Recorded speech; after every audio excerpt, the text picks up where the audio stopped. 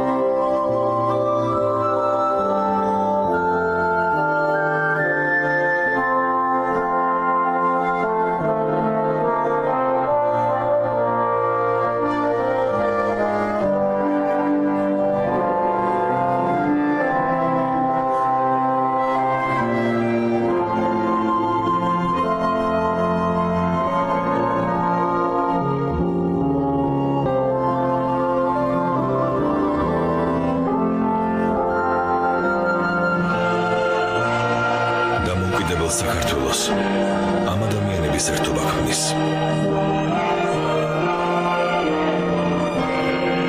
დროშა ამ დამოუკიდებლობის სიმბოლოა. ერთად დავნიშნოთ 26 მაისი. გამოფინე დროშა.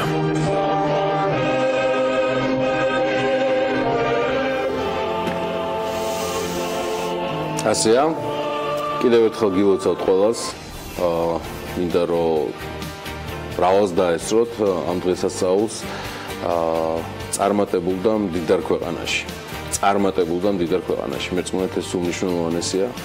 ამისთვის ძალიან ბევრი შრომობენ ადამიანები, რომლებიც ახლა ხაზზე არიან ჩვენთან.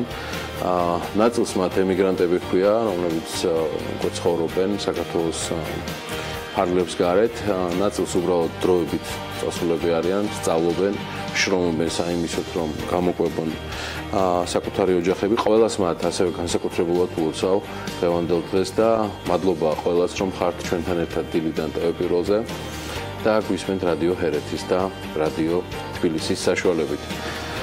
ჩვენ რადიო მსმენელები შემოგვიერთდნენ უკვე დაახლოებით 10 წუთია, რაც საქმიანი დილა დაწყებულია და შემდეგი საათის განმავლობაში მექნება პატივი წარმოგიდგინოთ ჩვენი საქმიანი დილა ანალაპიაშვილთან ერთად. დანაგილოცავ დამოუკიდებლობის დღეს. გილოცავ გიორგი დამოუკიდებლობის დღეს, მივილოცავ ჩვენს მაყურებლებს და რა თქმა უნდა ჩვენს რადიო მსმენელებს 70 წლიანი ტყვეობის შემდეგ 1991 წლის 9 აპრილს საქართველოს ხელისუფლებაში მოსულმა ეროვნულმა ძალებმა 31 მარტის საყოველთაო რეფერენდუმის საფუძველზე საქართველოს სახელმწიფოებრივი დამოუკიდებლობის დღე აღადგინეს და სწორედ 26 მაისს გამოცხადდა საქართველოს დამოუკიდებლობა. თუმცა სათავე კიდევ უფრო ადრე იყო 26 მაისთან დაკავშირებით რაკაც პატარა ისტორიული ექსკურსი 1918 წლის 26 მაისს საქართველოს ეროვნულმა საბჭომ სახელმწიფოებრივი დამოუკიდებლობის აქტი მიიღო და სწორედ დემოკრატიულმა რესპუბლიკამ, რომლის დამოუკიდებლობაც ევროპის წამყვანმა ქვეყნებას ცნეს, არსებობა არასრული 3 წლის თავზე საბჭოთა რუსეთის მიერ განხორციელებული ოკუპაციის შემდეგ შეწყვიტა.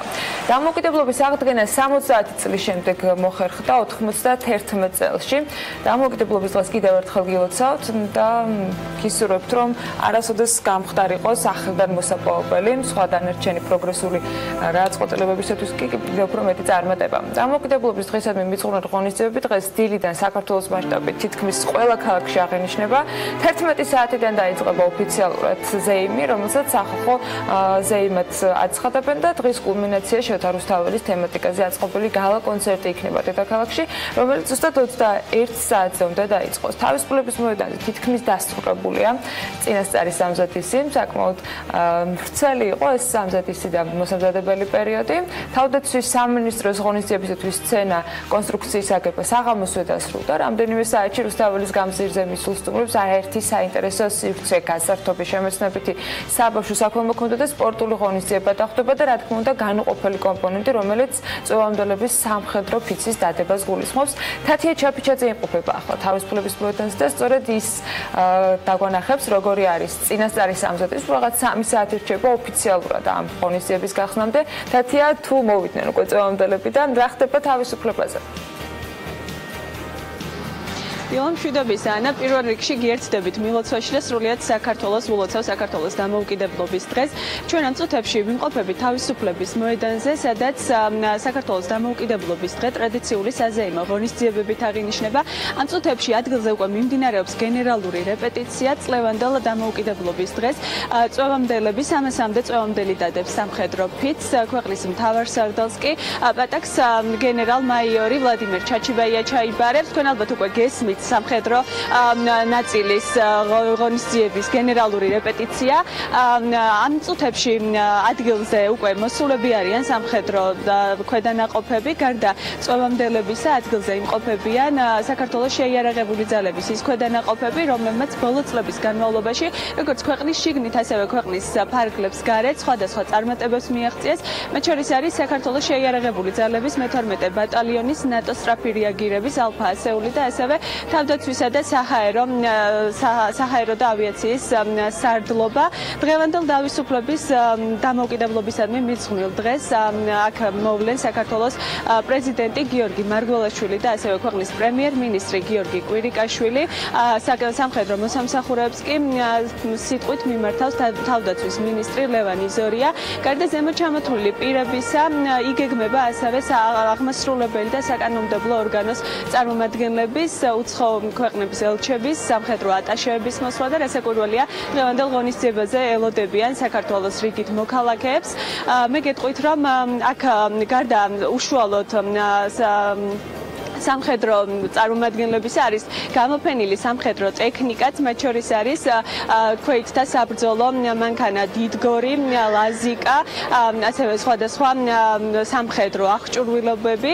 სამხედრო ტექნიკა თბილისის გარდა, თავისუფლების მოედნის გარდა გამოფენილია კიდევ საქართველოს 11 სხვა ქალაქში და დღევანდელი ღონისძიება, მოკლედ მთელი დღის განმავლობაში სხვადასხვა ტიპის ღონისძიებებით არის დაგეგმილი. დღევანდელ დღეს მუსიკალურად გააფორმებს ეროვნული გვარდიის სამხედრო ორკესტრი და ასევე საქართველოს ჰიმნს შეასრულებს ანსამბლი მძლევარი, ასე რომ დღეს 12 საათიდან ნებისმიერ მსურველს შესაძლებლობა ექნება თავისუფლების მოედანზე მოვიდეს, სხვადასხვა ტიპის აქტივობებში მიიღოს მონაწილეობა და ასევე დაათვალიეროს ის საბრძოლო ტექნიკა, რომელზეც მე ცოტა ხნის წინ გესაუბრეთ. ჩვენ ვჩებით რასაკვირველია თავისუფლების მოედანზე და უკვე მოგვიანებით აქ მიმდინარე მოვლენების შესახებ ინფორმაციას და კადრებს შემოგთავაზებთ.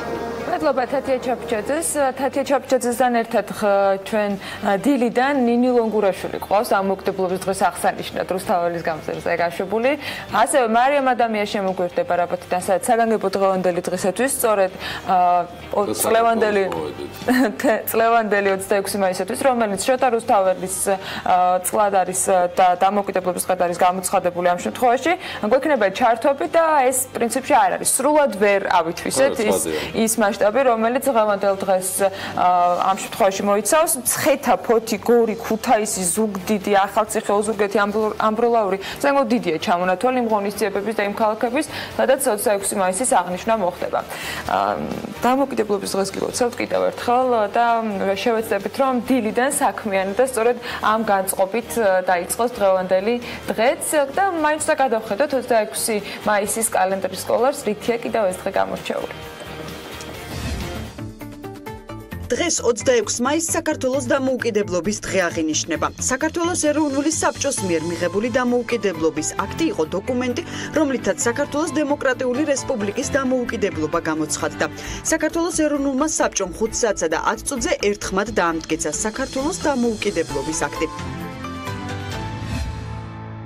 1919 წლის 26 მაისს გამოიცა პირველი ქართული საფოსტო მარკა. მასზე გამოსახული იყო ცხენზე ამხედრებული წმინდა გიორგი და პირველად იყო აღნიშნული საქართველოს როგორც დამოუკიდებელი ქვეყნის სახელწოდება. საქართველოს დამოუკიდებლობის და საბჭოთა პერიოდის პირველ წლებში გამოცემული ქართული მარკები დიდ იშვიათობას წარმოადგენს. 1924 წლიდან საბჭოთა კავშირის დაშლამდე გამოდიოდა მარკები საქართველოს სიუჟეტებითა და ქართველი მოღვაწეების გამოსახულებით, მაგრამ არც ერთ მათგანზე არ იყო მოხსენიებული საქართველო. ყველა მათგანზე დატანილი იყო რუსულენოვანი წარწერა საბჭოთა კავშირის ფოსტა. 1991 წელს საქართველოს დამოუკიდებლობის აღდგენის შემდეგ კვლავ აქტუალური გახდა ქართული ეროვნების მარკების წარმოება, ვინაიდან ეროვნული საფოსტო მარკების გამოცემა ქვეყნის დამოუკიდებლობისა და სუვერენიტეტის ერთ-ერთი დამადასტურებელი ნიშანია. 1926 წლის 26 მაისს მე-20 საუკუნის ერთ-ერთი ყველაზე გავლენიანი და ინოვატორი მუსიკოსი ჯაზმენი მაილს დევისი დაიბადა. საყვირზე შემსრულებელი, ბენდის ლიდერი და კომპოზიტორი ჯაზის ისტორიაში თითქმის ყველა მნიშვნელოვანი მოვლენის მონაწილე იყო. დევისი ეგრეთ წოდებული მოდალური ჯაზის განვითარების ერთ-ერთი სულისჩამდგმელია. მისი ნამუშევრებიდან გვიანდელ 1960-იან და ადრეულ 1970-იან წლებში აიღო სათავე ჯაზ როკმაც. მიუხედავად იმისა, რომ სადაგი დღეა, ჩვენ მაინც მოვახერხეთ და თავი მოვყარეთ ძალიან საინტერესო სტუმრებს, მოსაუბრეებს დღევანდელ დილით. მე მინდა რომ სულ რამდენიმე წუთით ვიდრე დავიწყებთ უკვე ჩვენ ინფორმაციების მოწოდება, ტრადიციული ინფორმაციების მოწოდებას, ვნახოთ ვინ იქნებიან დღევანდელი საიუბილეო დამოუკიდებლობის დღის აღნიშნავი საქმიანი დილის ეთერის სტუმრები.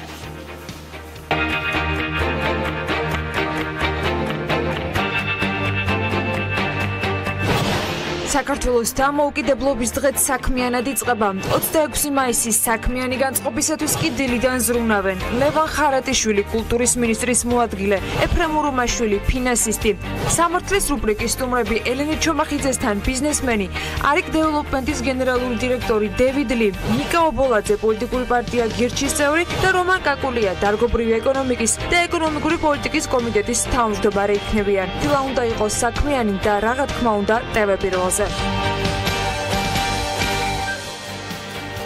მოკლედ ასეა, ვემზადებით და მინდა გითხრათ, რომ მიუხედავად ყველაფრისა, საკმაოდ საინტერესო ინფორმაციებს მოვყარეთ. თავი საქმიანი დილაში ახლა ბიზნესი ახლების დროა და სანამ გრძელვადიანი უქმეებით, ასე ვთქვათ, ხელმოქმედი სექტორის მუშაობის შედეგებს გაგვაცნობ, ანა რაისმის საგამოძიებო უწყებიდან თბილისის მერიის მხრიდან მიწების გასხვისების და გენერალური აუდიტის საქმეზე.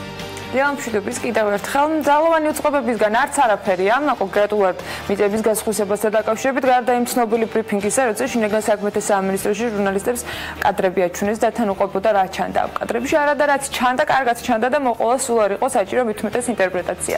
და როგორც აღმოჩნდა, ეს ერთადერთი კადრები არ ყოფილა, რომლის ნახვა შემოგთავაზეს და ამაზე აქ საუბარს პრინციპში აღარც გავაგრძელებ.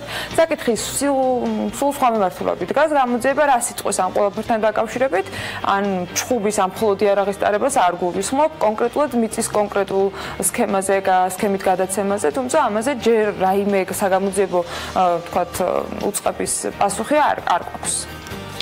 იცი, საკმაოდ დიდხანს ვფიქრობდი, რომ ამასთან დაკავშირებით რა პოზიცია შეიძლება ყოფილიყო, გარდა იმისა, რომ ცხადია ვიყავით ჩვეულებრივი გამტარები ინფორმაციისა, ვაფიქსირებდით ცხადია მოსაზრებებს, მაგრამ ერთი ამონარიდი მინდა წავიკითხო.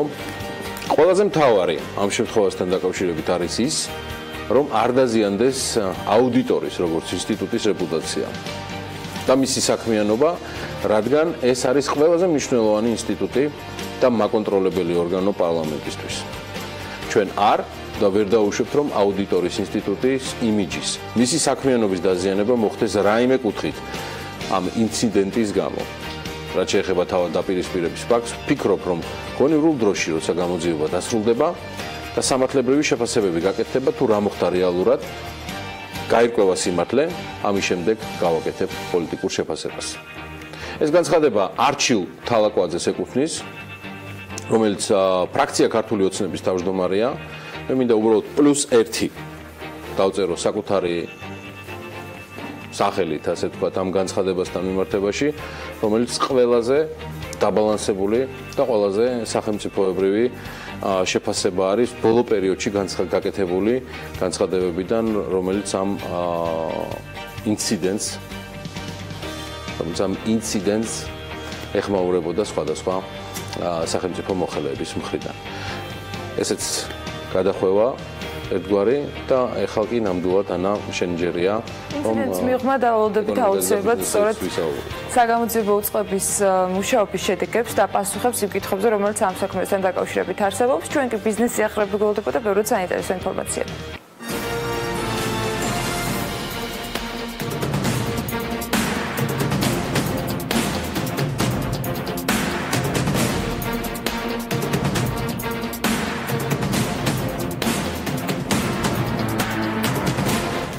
მაღალმთიან რეგიონებში სახელმწიფო საკუთრებაში არსებული სათიბ-საძოვრების რაციონალური გამოყენების მიზნით ახალი სახელმწიფო პროგრამა ამოქმედება. ახალი პროგრამის ინიციატორი სოფლის მეურნეობის სამინისტრო და ის მიზნად ისახავს სოფლად მცხოვრები მოსახლეობის ეკონომიკური მდგომარეობის გაუმჯობესებას და მეცხოველეობის განვითარებას. ეს იქნება ტექნიკის გადაცემა, სათიბ-საძოვრების გადაცემა, იმისათვის რომ მეცხოველეობის განვითარებას შეუწყოთ ხელი. 2 წლის განმავლობაში სახელმწიფოს მხრიდან იქნება ეს პროგრამა 2 წელს მოიცავს და სახელმწიფოს მხრიდან იქნება 6 მილიონი ლარი დაფინანსება გამოყოფილი. მაღალმთიან რეგიონებში სახელმწიფო საკუთრებაში არსებული სათიბ-საძოვრების რაციონალური გამოყენების მიზნით კი ახალი სახელმწიფო პროგრამა იმუშავებს. სწორედ ამ თემასთან დაკავშირებით ისაუბრეს მთავრობის ხდომაზე. ის განსაკუთრებულ მიზნად ისახავს, რომ სოფელში მეტი ადამიანის დამაგრება მოხდეს და გაუმჯობესდეს მათი ეკონომიკური მდგომარეობა, ასევე გაუმჯობესდეს მეცხოველეობის დარგი. გიორგი კვირიკაშვილი აღნიშნავს, რომ პროგრამის ფარგლებში დუშეთის მუნიციპალიტეტში უკანაფშავის ადმინისტრაციულ ერთეულში სოფლის მეურნეობის სამინისტროს სასოფლო სამეურნეო კოოპერატივების განვითარების სააგენტო რძის გადამამუშავებელი საწარმოს აშენებასაც გეგმავს და უზრუნველყოფს მის სრულად აღჭურვას. პროექტ 24 მუნიციპალიტეტში თითო კოოპერატივი მაინც უნდა შეიქმნას შემდგომი 2 წლის განმავლობაში ამ პროექტის ფარგლებში კოოპერატივის შექმნა, სადაც მინიმუმ 200 სული სრულხასქოსანი პირუტყვი გაერთიანდება. ძალიან მნიშვნელოვანია, რომ ტერიტორიები, საძოვრები გადაეცემა ასეთ კოოპერატივებს 25 წლიანი იჯარის ფარგლებში, სახელმწიფო საკუთრებაში არსებული საძოვრები 15 ლარად 1 ჰექტარზე. ეს საკმაოდ მცირე თანხებია. სამაგიეროდ მოხდება საძოვრების რაციონალურად გამოყენება. თბილისის შემოვლითი გზის 55 კილომეტრიანი მონაკვეთისა და ნატახტარი ჟინვალის 28 კილომეტრიანი მონაკვეთის პროექტირება იწყება. პრემიერის ინიციატივით ალტერნატიული ჩხაროსნული მაგისტრალი იქნება მლეთაკობის მონაკვეთისკენ მიმავალი ჩხაროსნული გზის დასაწყისი, რაც ქვეყნის სატრანზიტო ფუნქციის სრულად განხორციელებისათვის მნიშვნელოვანი პროექტია. გზის პროექტირება სულ 15 თვეში დასრულდება, რის შემდეგაც უკვე სამშენებლო სამუშაოები უნდა დაიწყოს. ბიუჯეტ ჯგუფი მომდევნო 5-7 წლის განმავლობაში ენერგეტიკის სფეროში მინიმუმ 9 მილიარდი დოლარის ინვესტიციის განხორციელებას გეგმავს. როგორც ბიუჯეტ ჯგუფის გენერალური დირექტორი ამბობს, ახლო მომავალში ისინი აპირებენ, რომ ენერგეტიკის მიმართულებით ახალი პროექტების დაწყება დაანონსონ. ჯგუფს ინტერესი აქვს როგორც ქარის, ისე მზის ენერგიის პოტენციალის ათვისების მიმართულებით, რაშიც სამომავლოდ საკმაოდ მოცულობით ინვესტიციებს განახორციელებენ. მალე ჩვენ წარვადგენთ ჩვენი დაწყება ჩვენი ჰესიფშენებლობის სვანეთში. აგრეთვე ძალიან მჭიდროდ მუშაობთ პროექტებზე, როგორც ქარის, ასევე მზის ენერგიის მოპოვების კუთხით. ჩამოვიყვანეთ საერთო ექსპერტები და ვფიქრობთ, რომ საქართველოში ქარის და მზის ენერგიის კუთხით არის პოტენციალი. ჩვენ ვფიქრობთ, რომ შემდეგი 5-დან 7 წლის განმავლობაში მინიმუმ 9 მილიარდი დოლარის ინვესტიციები უნდა განვახორციელოთ ენერგეტიკის სფეროში. საქართველოში საერთაშორისო მუსიკალური პროექტი Made in Georgia განხორციელდება, რომელშიც ცნობილი ჰოლანდიელი და ქართველი მუსიკოსები და შემსრულებლები არიან ჩართულები. ამ ღონისძიების იდეა კი ჰოლანდიის ჩასაბერ ინსტრუმენტთა ანსამბლს ეკუთვნის, რომელიც თანამშრომლობს არაერთ მუსიკოსთან, კომპოზიტორთან, პოეტთან თუ შემსრულებელთან მთელი მსოფლიოდან. რათა მუდმივად საინტერესო და განახლებადი პროგრამა შესთავაზოს მსმენელს. მათი საერთაშორისო პროექტი კი ამჯერად საქართველოში ჩამოდის და ქართველ მუსიკოსებს აერთიანებს.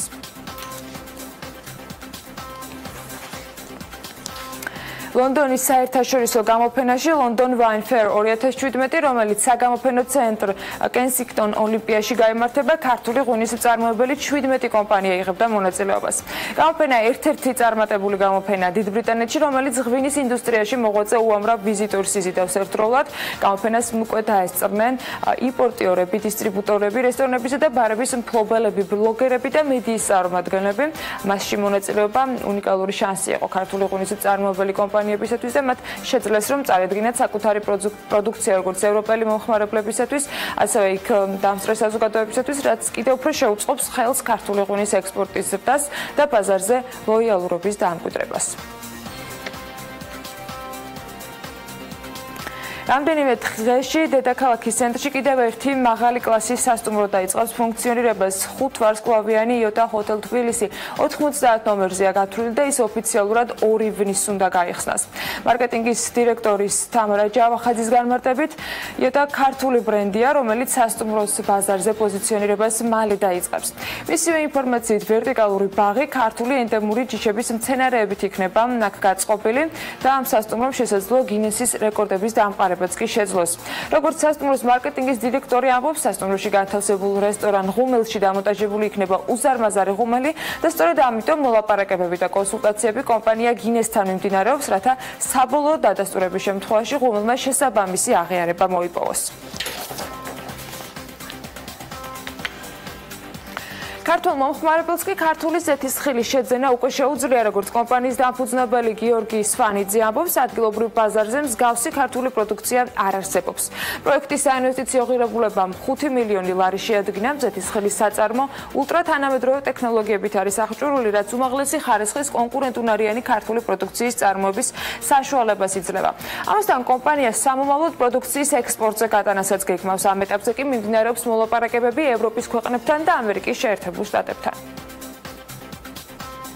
როგორც იცით, ჩვენ ვართ პიონერები, შემოვიტანეთ ეს კულტურა საქართველოში და დღესდღეობით ნამდვილად საუკეთესო მაჩვენებელი მოგვცა თვითონ ზეთისხილის პროდუქციამ, ზეთისხილის ხემ. წარმოიდგინეთ, რომ თვითონ ზეთისხილის სინჯი ისინჯება პირველი, მეორე, მესამე, მეოთხე კატეგორიით, 4 სიმჟავიანობით. პირველი კატეგორია ითვლება მსოფლიოში საუკეთესო, უმაღლესი ხარისხი და ჩვენმა ზეთისხილმა გვაჩვენა, რომ პირველიც არ არის 0.4-დან 0.7-მდე გაჩვენა სიმჟავიანობა. ეს ნიშნავს საუკეთესოთა შორის საუკეთესოს. მომავალში ჩვენ გვეგმავთ ექსპორტს, უკვე მოლაპარაკება მიდის როგორც ევროპის ქვეყნებთან, ჰოლანდიიდან დავიწყეთ, ასევე DST-ს ქვეყნებთან და მე ვფიქრობ უკვე 2018 წლის ბოლოს, 19 წლისთვის ამერიკაშიც გავაჩვენე პროდუქცია. ჰეპატიტის პროგრამის მოსარგებლეთა არეალი კი ფართოვდება. ჯანდაცვის სამინისტროსა და ფარმაცევტულ კომპანია გილიას შორის გაფორმებული ურთიერთთანამშრომლობის მემორანდუმის შესაბამისად ოკუპირებულ ტერიტორიაზე მცხოვრები პირები, რომელთაც პირადობის ნეიტრალური მოწმობა და ნეიტრალური სამგზავრო დოკუმენტი აქვს, ჰეპატიტის პროგრამაში ჩაერთვებიან. დღემდე ამ პროგრამაში 38000-მდე ბენეფიციარია დარეგისტრირებული, მათ შორის მკურნალობაში 37500-ზე მეტი პაციენტი ჩაერთო, საიდანაც 29000-ზე მეტმა მკურნალობის კურსი დაასრულა. ჯანდაცვის სამინისტროს მონაცემებით განკურნების მაჩვენებელი 98%-იან შედეგს აჩვენებს. უკვე აქამდე ეს იყო მხოლოდ საქართველოს მოქალაქეობის დამადასტურებელი დოკუმენტის მქონე პაციენტების პრივილეგია ამ პროექტში ჩართვა. დღეს მთავრობის ხდომაზე უკვე შესაძლებელი გახდა, რომ ნეიტრალური დოკუმენტის, ეგრეთ წოდებული ნეიტრალური პასპორტის ან ნეიტრალური სამგზავრო დოკუმენტის მქონე ოკუპირებულ დროებით ოკუპირებულ ტერიტორიაზე ცხოვრები ჩვენთან ამემოვლივებისთვის გახდეს მისასწომი ეს მკურნალობა. აი ასეთი ბიზნეს სიახლეების პირველი ნაწილის შემდეგ სულ რამდენიმე წამში გავიგოთ, როგორ და რამდენად დამოუკიდებლად შეხვდა ეროვნული ვალუტა სხვა კურსებს.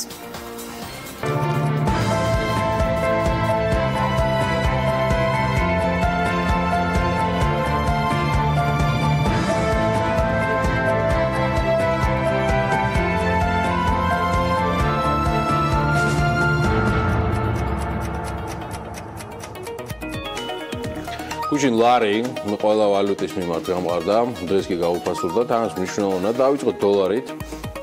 დოლარი თითქმის 1 თეთრით გაძვირდა და მისი ფასი ლარსა და 42 თეთრს აღწევს. ევრო თითქმის 2 თეთრით არის გაძვირებული და მისი ფასი 2 ლარსა და 71 თეთრს აღემატება. ირვანკა სტერლინგი თეთრითა და მეოთხედით არის გაძვირებული და 3 ლარსა და 13.5 თეთრს უახლოვდება. უკაცრავად. გუშინ გაიაფებული 10 ჩინური ივანი დღეს თითქმის 2 თეთრნახევრით გაგვიძვირდა და 3 ლარი და 52 თეთრი ღირს. სხვა დიდი საავაჭრო პარტნიორებიდან აზერბაიჯანული მანათი შედარებით ნაკლებად თეთრის მე-13-ით გაძვირდა და ლარი და 53 თეთრი ღირს, თურქული ლირაც თეთრის მე-4-ით გაძვირდა და მისი ფასი 68 თეთრს აღწევს, ხოლო 100 რუსული რუბლი 2.5 თეთრზე 12 გაძვირდა და მისი ფასი 4 ლარსა და 29 თეთრს ოდნავ აჭარბებს. გადავინაცვლოთ უცხოეთის და უცხოურ ბირჟებზე, დოლარის გამყარება ქონდა დაწყებული მას შემდეგ, რაც ხელსაყრელი ანგარიში გამოვიდა დასაქმების შესახებ, თუმცა დოლარის გამყარება შეაფერხა ფედერალური ბანკის შეხვედრამ, რაზეც გუშინ ვისაუბრეთ. ყოველთვიურმა შეხვედრამ ინვესტორებში ეჭვი დათესა იმის შესახებ, თუ როდის უნდა მოელოდნენ საპროცენტო განაკვეთის ცვლილებას. ფედმა კაფეოდ მიანიშნა, რომ განაკვეთი მალე აიწევს, თუმცა იქვე თქვა, რომ შეერთებული შტატების ეკონომიკური სტატისტიკის გამოქვეყნებას უნდა დაველოდოთ, შედეგად დოლარმა გამყარება შეწყვიტა და 1 ევროს ფასი $1 და 12 ცენტია. დოლარი ოდნავ გავყარდა იენის მიმართ და 1 დოლარის ფასი 112 იენს შეადგენს. ირვანკა სტერლინგის ფასიც ეცემა. მას შემდეგ, რაც გაერთიანებული სამეფოს ეროვნული სტატისტიკის ოფისმა განაცხადა, რომ მთლიანი შიდა პროდუქტის ზრდა 0.2%-ზე დაკორექტირდა კვარტალში, მიუხედავად იმისა, რომ დაგეგმილი იყო 0.1%-ით მეტი. ეს 2016 წლის პირველი კვარტლის შემდეგ ყველაზე დაბალი მაჩვენებელია, შედეგად ბრიტანული ვალუტის ფასი დაეცა და ირვანკა სტერლინგი დოლარი 29.5 ცენტი ღირს. ბიტკოინის ფასი კიდევ $300 გაიზარდა და 2703 დოლარი ღირს. ეს სტიქიური ზრდა გამოწვეულია ამჯერად სამშაბათის ამბით Digital Currency Group-მა 56 კომპანიას აერთიანებს ეს ჯგუფი 21 ქვეყანაში მიაღწია მოქმედების გამაშტაბურების შეთანხმებას ნიუ-იორკში კონსენსუს 2017-ის შეხვედრაზე, თუმცა ბაზარი კვლაველის ფასიანი ქაღალდების კომისიის გადაწყვეტილებას დაალისtos თუ არა ბიტკოინი ITF-ში. ეს საქმე პირველი ვარის შემდეგ მალე გადაიხედება და თუ დადებითი გადაწყვეტილება გამოიტანეს, აი გაძვირება მერე ნახეთ თქვენ. ამიტომ ჯერჯერობით ბიტკოინი რჩება პერსპექტიულ დაბანდებად. თუმცა არსებობენ ანალიტიკოსები, რომლებიც გვაფრთხილებენ, რომ ბუშტი, ეგრეთ წოდებული, მალე დაიფუშება და ბიტკოინის ფასი კორექტირდება. მოასწარით, სანამ ზრდის ტენდენცია, შემდეგ უკვე შეგიძლიათ გაყიდოთ, სანამ დაღმასვლა დაიწყება. ანა, მე მაინც მგონია, რომ ეხლა უკვე დადგა დრო, რომ ქვეყანა მიცოდეს, როგორ შეხვდება და რა ამინდით შეხვდება, რა ამინდის პროგნოზი შეხვდება. მაგრამ მანამდე მე მგონი შენ ინფორმაცია გაქვს თქვენი კომისიის. დამოუკიდებლობის დღეს აუცილებლად შევხვდებით კარგი გადაწყობით და კარგი ამედით, თუმცა დღეს ბოლოსკენ შესაძლოა იწვიმოს კიდეც. მაგრამ სანამ ამედის პროგნოზს გავეცნობთ, იქამდე მოკლედ გეტყვით ვალუტის მიმოხილვის შემდეგ რა ხდება კომერციულ ბანკებში. აპრილში კომერციული ბანკების მთლიანი აქტივები 0.1 მილიარდი ლარით შემცირდა. ეროვნული ბანკი უწყება ამის შესახებ და აღნიშნავთ, რომ წინა თვესთან შედარებით აპრილში საქართველოს კომერციული ბანკების მთლიანი აქტივები ჯამში 2% არის შემცირებული და 29 მილიარდ 700 მილიონი ლარი შეადგინა. საბანკო სექტორის საკუთარი სახსრები კი 4 მილიარდ 400 მილიონ ლარს აფიქსირებს, რაც კომერციული ბანკების მთლიანი აქტივების 14.7%-ია. ესეთი ამბებია და ახლა სულ რამდენიმე წამი გვჭირდება იქამდე, სანამ ამეთის პროგნოზს გავიგებთ.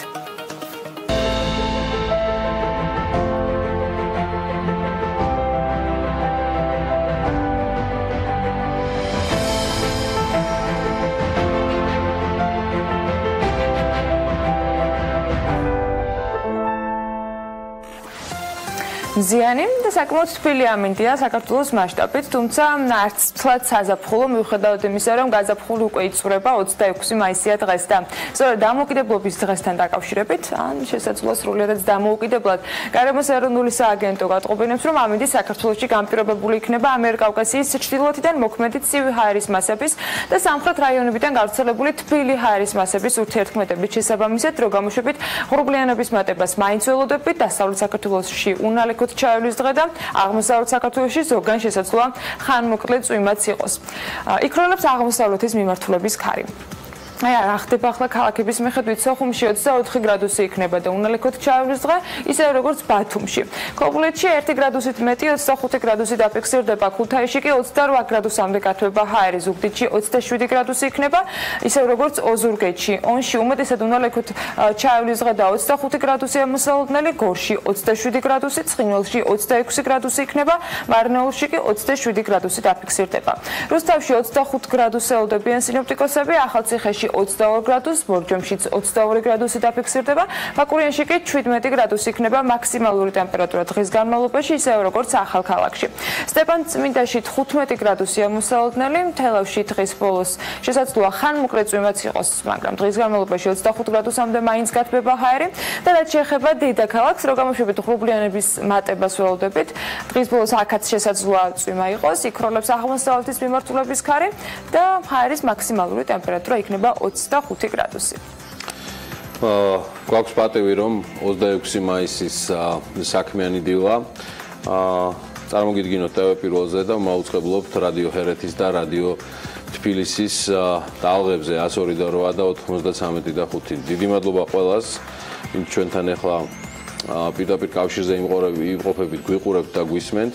დარჩი ჩვენთან ერთად რეკლამის დრო არის, სულ მალე დაგიბრუნდებით საკმაოდ საინტერესო თემით. კულტურის მინისტრის მოადგილე უკვე საქმიანი დილის კულისებშია.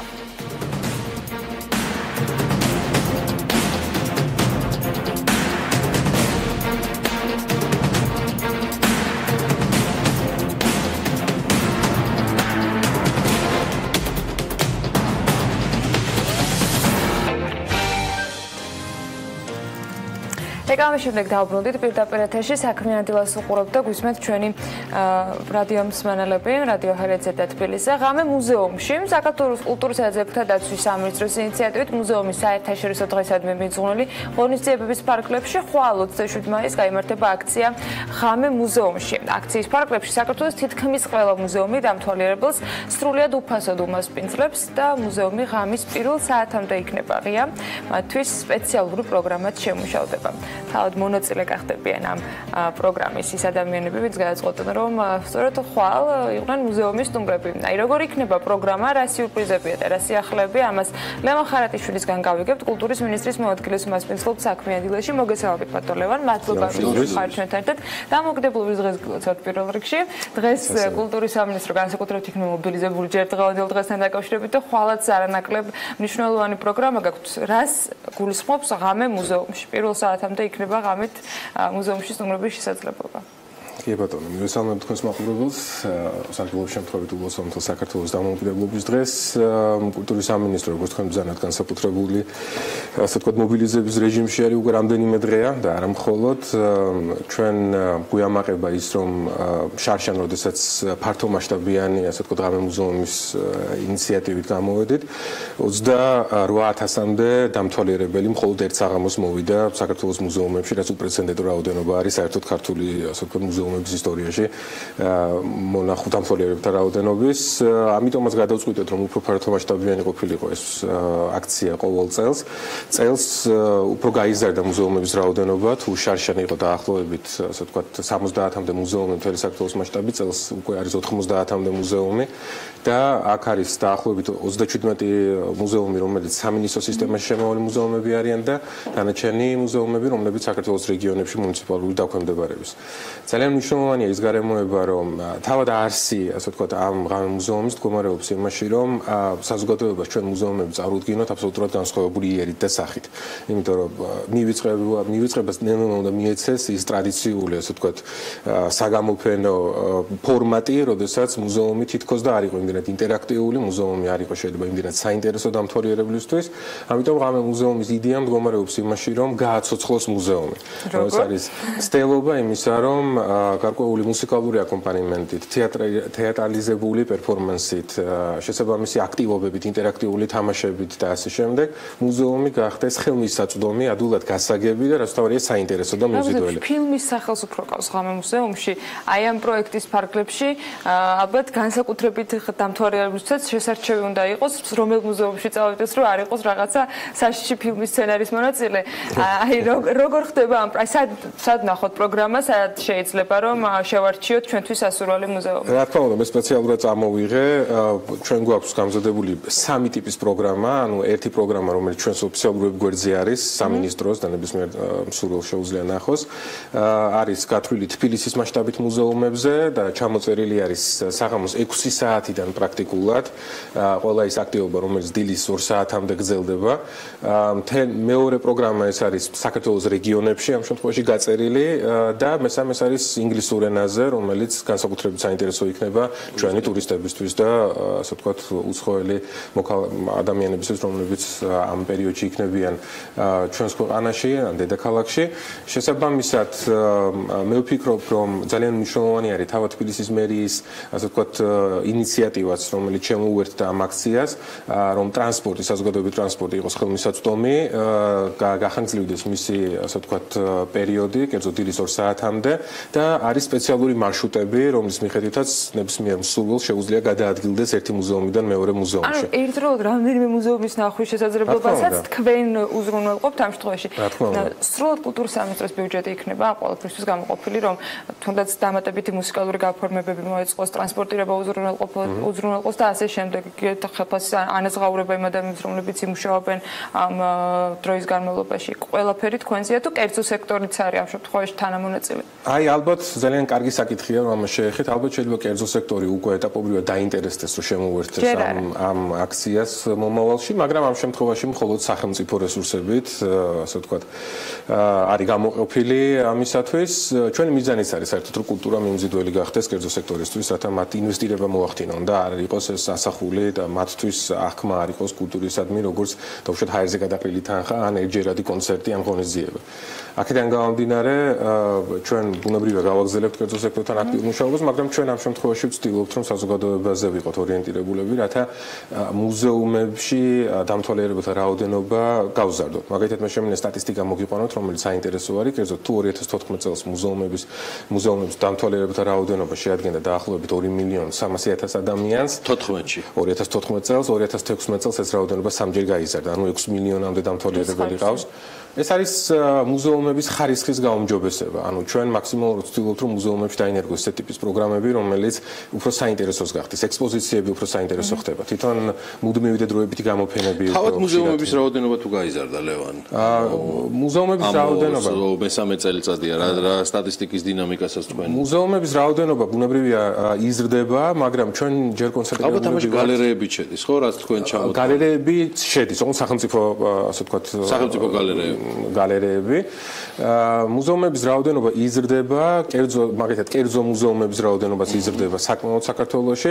რაც შეეხება სახელმწიფო მუზეუმებს, ბუნებრივია ძალიან ხშირი არის, როდესაც ამა თუ იმ ისტორიულ მოვლენასთან ან პიროვნებასთან დაკავშირებული სახლ-მუზეუმების, ასე ვთქვათ, ინიციატივები ხშირად შემოდიან, მაგრამ ჩვენი მთავარი კონცენტრაცია არის არსებულ მუზეუმებთან დაკავშირებით იმ საჭიროებების და გამოწვევების წინაშე, რაც ისინი დგანან, მათი ეტაპობრივი გამოსწორება და შემდეგ კონცენტრირება მაგალითად ახალ მუზეუმებზე. ტურიზმისთვის არის ან ტურისტული, თქვათ, ნაკადებისთვის არის მუზეუმი განკუთვნილი, თუ პროგრამები ან თქვენი ორიენტირი არის, რომ თქვათ, იგივე ადგილობრივი მოსახლეობაც იყოს დაინტერესებული მუზეუმში ხშირად სიარულეს. რაზე აკეთებთ აქცენტს? ზუსტადად ამაზე, იმიტომ რომ ამ შემთხვევაში ჩვენ კარგად გვესმის, რომ ნებისმიერი ტურისტი, რომელიც ჩამოდის, ერთ-ერთი საინტერესო, ასე ვთქვათ, სანახაობა მისთვის მუზეუმი არის. მაგრამ სამწუხაროდ ჩვენ არ გვაქვს ის მონაცემები, როდესაც მონაცემები გვაქვს, მაგრამ არ არის იმდენად სახარბიელო, რომ ჩვენივე მოქალაქეები ინტერესდებოდნენ მუზეუმებით. ამიტომ სწორედ ასეთი ტიპის აქციები, როგორიც არის მუზეუმის საერთაშორისო დღე, ღამე მუზეუმში და ასე შემდეგ, მიზანი არის სწორედ ის, რომ საზოგადოება ჩაერთოს და სხვა თვალით დაინახონ, ხო? და არა ის, რომ შევედით უბრალოდ მუზეუმში, ჩავირბინეთ და შემდეგ წავედით. აი, ბევრ ქალაქში მინახავს იგივე ტურისტებისათვის გაკეთებული თვის ბოლო პარასკევს ან თვის ბოლო კვირას უფასო ვიზიტები, თქვით, რაღაცა პროგრამები. რამდენად არის ტურიზმის ნაწილში ამ შემთხვევაში მუზეუმების სპეციფიკიდან გამომდინარე საქართველოში, რაიმე პროგრამები შემუშავებული, რომელიც მთელი წლის განმავლობაში სტატისტიკას ინტერესს და შესაბამისად შემოსავლებსაც გაუზრდიდა ერთის მხრივ ამ მუზეუმებს და უკეთესი გაკეთების შესაძლებლობა გაუჩნდებოდათ.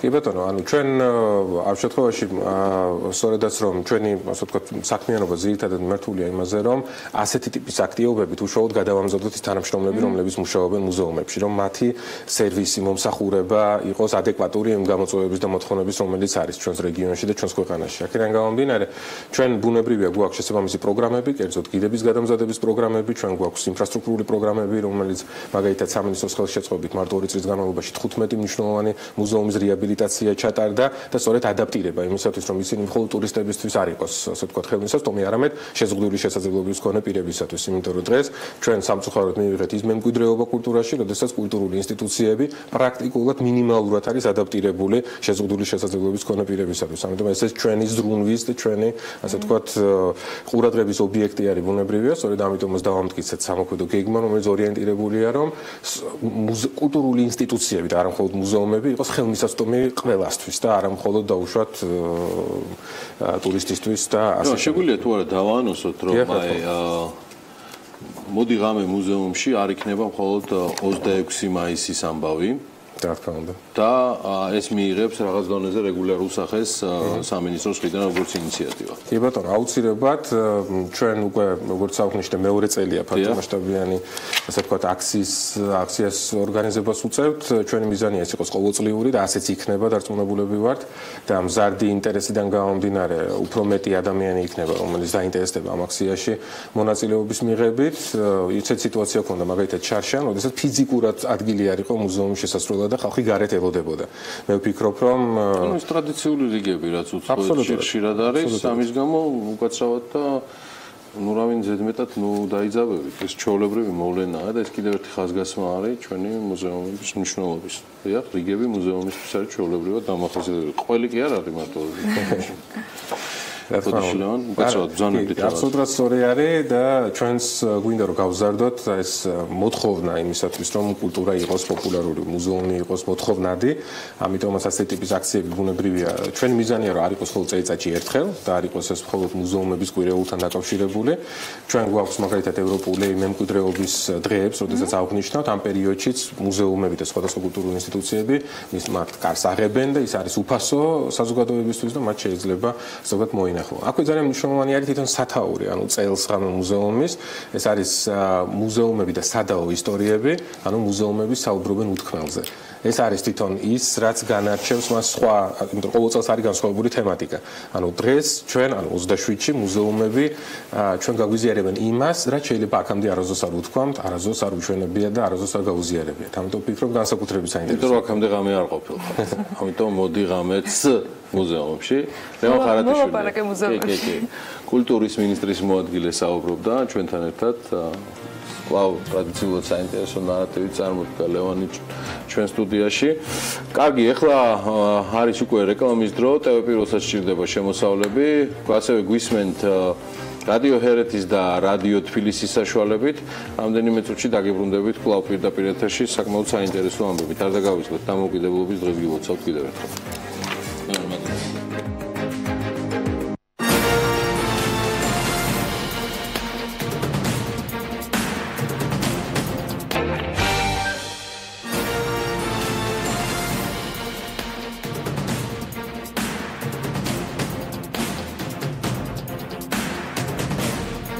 ბიზნეს სიახლეებით გრძელდება საქმიანი დილა, გუყურებთ Pirveli და გვისმენთ ჩვენი პარტნიორი რადიოების ჰერეთის და თბილისის საშუალებით.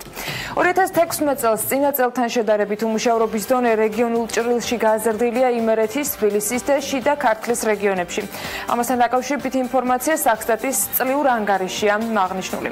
უწყების ცნობით თბილისში, სადაც უმუშევრობის დონე ყველაზე მაღალია, ეს მაჩვენებელი არის 0.6% პუნქტით გაზრდილი, ხოლო იმერეთსა და შიდა ქართლის რეგიონში შესაბამისად 2% პუნქტით და 0.2% პუნქტით.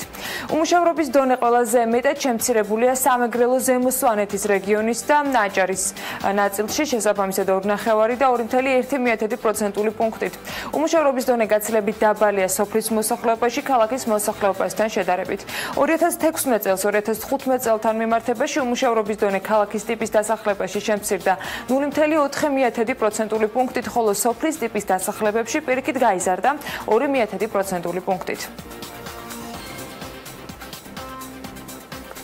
ჯანდაცვის მინისტრმა მთავრობას შრომის უსაფრთხოების შესახებ ახალი კანონპროექტი წარუდგინა. ამ კანონპროექტის თანახმად შრომის ინსპექციას ენიჭება უფლება ვალდებულება მძიმე, მავნე და საშიშროების შემცველ სამუშაოებზე ჩაატაროს შემოწმებები და დარღვევების აღმოჩენის შემთხვევაში ამოქმედო სანქციები, რომელსაც კანონის განხილვა მიღების დროს პარლამენტი განსაზღვრავს.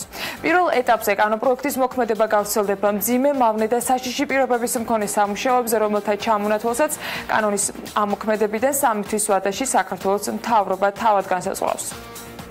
ინსპექციას გაუჩნდება ამ კანონის მიღების შემთხვევაში ახალი შესაძლებლობები, რომ გაფრთხილების გარეშე როგორც გეგმიურად განახორციელოს ინსპექტირება, ასევე თუ კი რაიმე ინფორმაცია არის საფრთხეების შესახებ, არაგეგმიური შესვლას განახორციელოს და მათი დასკვნა, ასე ვთქვათ, უკვე იქნება სავალდებულო შესასრულებლად.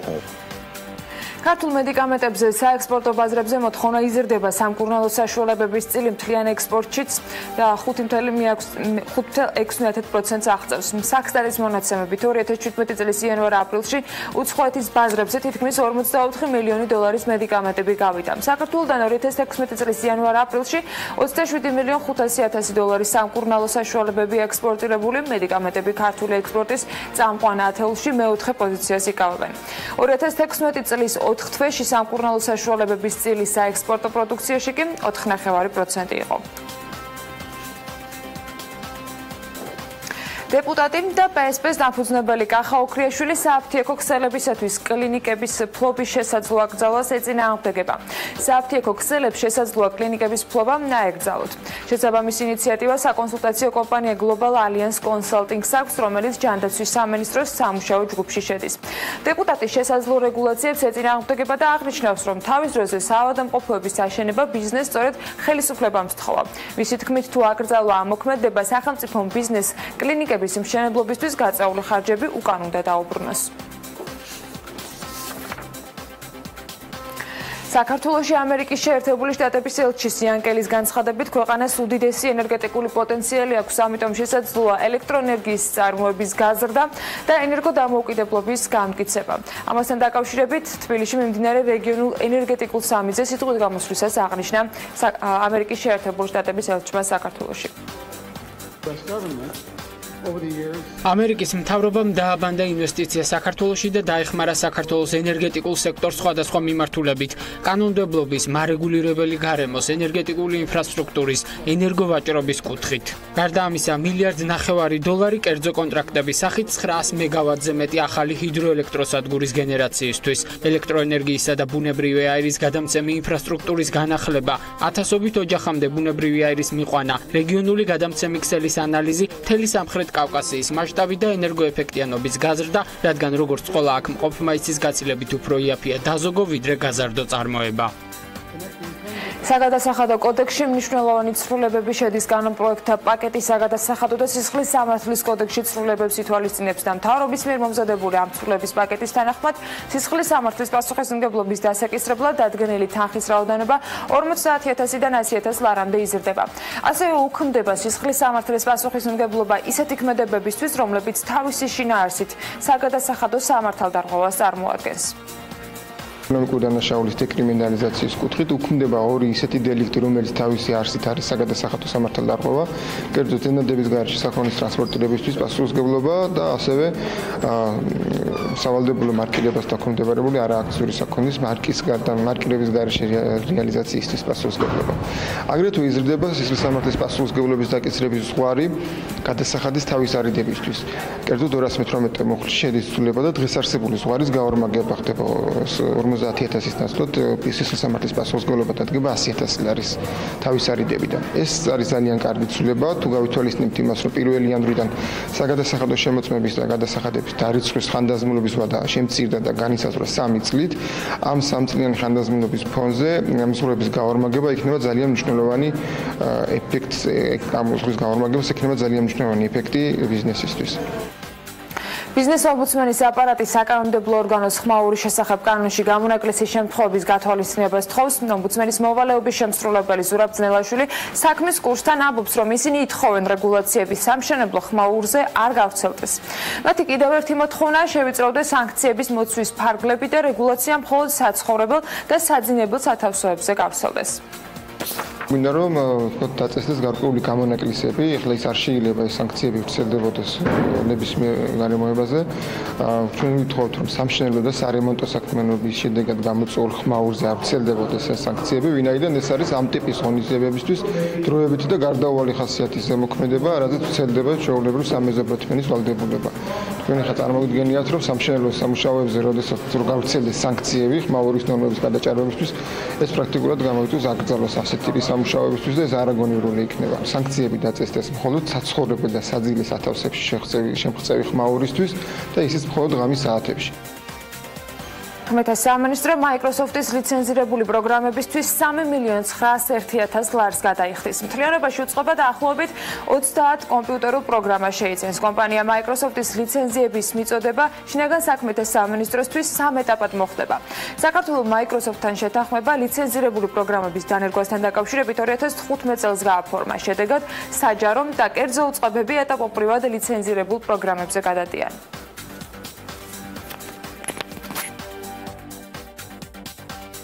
შინაგან საქმეთა სამინისტროს სხვათა შორის კახეთში იქნება დამოუკიდებლობის დღეს წარმოდგენილი და რა ხდება ზოგადად 26 მაისს დღეს შოთა რუსთაველის დაბადებიდან 850 წლის იუბილეის აღსანიშნად სწორედ 26 მაისს დამოუკიდებლობის დღეს დამატებითი თემატური დატვირთვა აქვს და ცალკეული სამინისტროებით საქართველოს მასშტაბით სხვადასხვა ლოკაციებზე სპეციალურად დღეისთვის მოწყობილ სტენდებს წარადგენენ. ახლა ნინი ლონგურაშვილი თბილისიდან შემოგვიერთდება, თბილისს ჯერ ვერ გავსდით, თუმცა აი სად არის ეს სიურპრიზად შეინახა და თავად გეტყვის ამის შესახებ. დილა მშვიდობისა, მოგესალმებით, მივესალმებით ჩვენ მაყურებელსაც. პირველ რიგში სრულიად საქართველოს ულოცავ დამოუკიდებლობის დღეს ჩვენ ახლა ვიმყოფებით რუსთაველის გამზირზე, სადაც შოთა რუსთაველის 250 წლის იუბილეის აღსანიშნად წელს 26 მაისს საქართველოს დამოუკიდებლობის დღეს დამატებითი თემატური ხასიათი მიეცემა სახელწოდებით ვეფხის ტყავსანი. 26 მაისის ღონისძიებები საქართველოს მასშტაბით როგორც თბილისში, ასევე რეგიონში გაიმართება ლოზუნგით მე რუსთაველის ქვეყნიდან ვარ და ასევე აღსანიშნავი არის ისიც, რომ წელს 26 მაისს 26 იმართება დამოუკიდებლობის დღე. ახლა ჩემ გვერდით იმყოფება დარეჯან წურწემია მთავრობის ადმინისტრაციის წარმომადგენელი, რომელიც უფრო დეტალურად მოგვიყვება თუ რა ღონისძიებები არის დღევანდელ დღეს დაგეგმილი, რომელი საათიდან გვექნება შესაძლებლობა მოსვლის, როდემდე გაგრძელდება და მე როგორც ვიცი გალა კონცერტით სრულდება წვამდელების ფიცის დაწყებით. კი ბატონო, პირველ რიგში გილოცავთ ყველას საქართველოს დამოუკიდებლობის დღეს. წლევანდელი დამოუკიდებლობის დღის აღნიშვნა საკმაოდ ესეთი მასშტაბური ხასიათი მიიღო ამ აღნიშვნამ და აღნიშნება არა მარტო თბილისში, არამედ 12 ქართულ ქალაქში და ასევე კიდევ პატარ-პატარა ქალაქებში იქნება ლოკალური შემეცნებითი გასართობების სახის ღონისძიებები. ეს ღონისძიებები იქნება გათვლილი როგორც პატარა ბავშვებზე, ასევე მათ მშობლებზე. აი ესე მაგალითად თელავში იქნება მოწყობილი ღია ცის ქვეშ კინოთეატრი, სადაც არქივიდან ფილმებს ნახავს ადგილობრივი მოსახლეობა. რაც შეეხება თბილის გალა კონცერტს და ფიცის დადება ჩვენ გვექნება 12 საათზე. გალა კონცერტი ეს არის უკვე დასკვნითი ღონისძიება, რომელიც 9 საათზე იქნება და მთელი დღის განმავლობაში იქნება სხვადასხვა შემეცნებითი და გასართობი ღონისძიებები. ამათგან არის აღსანიშნავი რამდენიმე, რომელიც შარშანდელთან შედარებით სიახლე არის და ახალი არის. ერთ-ერთი ასეთი ეს არის მეწარმეების, ქართული მეწარმეების პროდუქციის გამოფენა გააკეთვა. ეს არის აწარმოe საქართველოსა და სტარტაპ-მარკეტის ერთობლივი კოლაბორაციული პროექტი. მათთვის შოთა რუსთაველის ვეფხის ტყავსანი იქცა ერთგვარ შთაგონებად, იმიტომ რომ მათი პროდუქციის გარკვეული ნაწილი იქნება ზუსტად ამ თემატიკით და ამ დიზაინით შესრულებული. რაც შეეხება კიდევ ერთ სიახლეს, ეს არის ის, რომ ზუსტად 5 საათზე გაიმართება ქართველი ცნობილი მხატვრების ნამუშევრების გამოფენა გააკეთვა და ამ ნამუშევრების გაყიდვიდან შემოსული თანხა მოხმარდება საქართველოს სოლიდარობის ფონდს. ძალიან დიდი მადლობა, რომ ასეთ ყურადღებით და საინტერესოდ მოუყევით მაყურებელს თუ რა აღონიზებები არის დაგეგმილი. ჩვენ კი ახლა კითხვით გადავალთ, ჩვენ გადმოვედით გარემოს დაცვის სამინისტროს ადგილზე, სადაც ისინი არიან განთავსებულები, ეს არის პარლამენტის შენობის წინ და ჩვენ ახლა შეგვიძლია ჩავწეროთ ეკა ბენდელიანი გარემოს დაცვის საზოგადოებასთან ურთიერთობის სამსახურის ხელმძღვანელი დილა მშვიდობისა, მადლობა რომ ხართ ჩვენთან ერთად და მადლობა იმისთვის რომ ასეთი ლამაზი რაღაცა გარემო შექმნით. დიდი მადლობა და მინდა მიულოცო დამოუკიდებლობის დღე 26 მაისი მთელ საქართველოს და ვისაც შესაძლებლობა ექნება მოუწია გარემოს დაცვის სამინისტროს სივრცეში, სადაც ვეფხისტყაოსნის ხეივანი დახვდება ადამიანებს და ძალიან საინტერესო აქტივობები.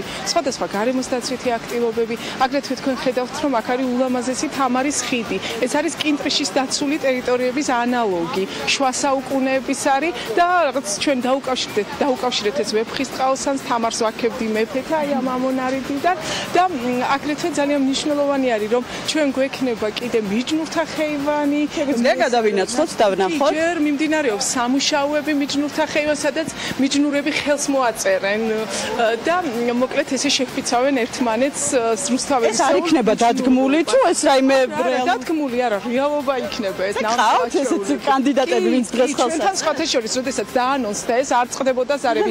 როდის რომელ საათზე და ამიტომ ძალიან ანუ დღეს 26 მაისს დამოუკიდებლობის დღეს ძალიან ბევრი წყვილი ესე იგი ძალიან ბევრი წყვილი მოვა და აქ ხელს მოაწერს მოკლედ აი ამ სივრცეში. გარდა ამისა ჩვენთან იქნება სამეფო ჭადრაკი, რომელიც ვეფხისტყაოსნის პერსონაჟებით მეტრო 70 იქნება სიმაღლე მისი, ანუ ძალიან მასშტაბური არის და ვეფხისტყაოსნის პერსონაჟებით იქნება ძალიან ისეთი ვიზუალურად ძალიან ლამაზი იქნება. ასევე გვაქვს მეგობრობის ხეივანი, რაინდობის ხეივანი, ქაჯეთის ციხის ანალოგი, ფოტოგამოფენა საქართველოს სხვადასხვა კუთხიდან ყველაფერი. კი, აგრეთვე შეუძლიათ რომ ნახონ ვირტუალური რეალობა, ვირტუალურად დაათვალიერონ დაცული ტერიტორიები. საქართველოსი 8 დაცული ტერიტორია, მოკლედ მოდით ის სიამოვნეთ და სანახაობა იქნება ძალიან საინტერესო და ყველას ვეპატიჟებით ჩვენ რუსთაველის გამზირს და პარლამენტის წინ გარემოს დაცვის სამინისტროს სივრცეში. ძალიან დიდი მადლობა, მადლობა რომ იყავით ჩვენთან ერთად და ასე საინტერესოდ მოგვეყევით თუ რას გეგმავს დღეს გარემოს დაცვის სამინისტრო. მე კი მაყურებელს შევახსენებთ როგორც აქ ღონისძიებები ასრულდება ისე ჩვენ არ ვასრულებთ ჩართოს, სულ რამდენიმე წუთში შემოგიერთდებით სხვა სტედიდან უკვე სოფლის მეურნეობის განთავსებული ადგილიდან. მადლობა ნინის, დარწმუნებული ვარ რომ იქაც ისეთი აქტიური იქნება და ასე შეძლებს რომ პრინციპში გადმოგცეს იქაური განწყობა და გარემო, თუმცა ეს განწყობა და გარემო სულად არ ამოწურავს რომ 26 მაისის დღესასწაულს სახლში შევხვდეთ, აუცილებლად უნდა გავიდეთ რუსთაველს და დავათვალიეროთ, იმიტომ რომ მე მგონი ძალიან ლამაზი იყო პარლამენტის შენობის მიმდებარე ტერიტორია და შესაბამისად ადგილზე კიდევ უფრო კარგად გამოჩნდება რა ხდება ცენტრალურ გამზირზე. მადლობა ყველას, ვინც დღეს შრომობს დილის 8 საათიდან რუსთაველის გამზირიდან, თუმცა ეს არ იქნება ერთადერთი ლოკაცია, საიდანაც დღეს საქმიანი თქვენ ჩაგერთვებათ. საკმაოდ საინტერესო ჩართვები გველის, მაგრამ პირე ახლა ხანმოკლე რეკლამაზე გავალთ, მანამდე საკმაოდ საინტერესო საუბარი შედგება სტუდიაში. ელენე ჩომახიძის რუბრიკა და მისი სტუმრები უკვე საქმიანი დილის კულისებში არიან. სულ რამდენიმე წუთში ამ სტუდიაში ვხვდებით ერთმანეთს თემებზე. ხვდებით.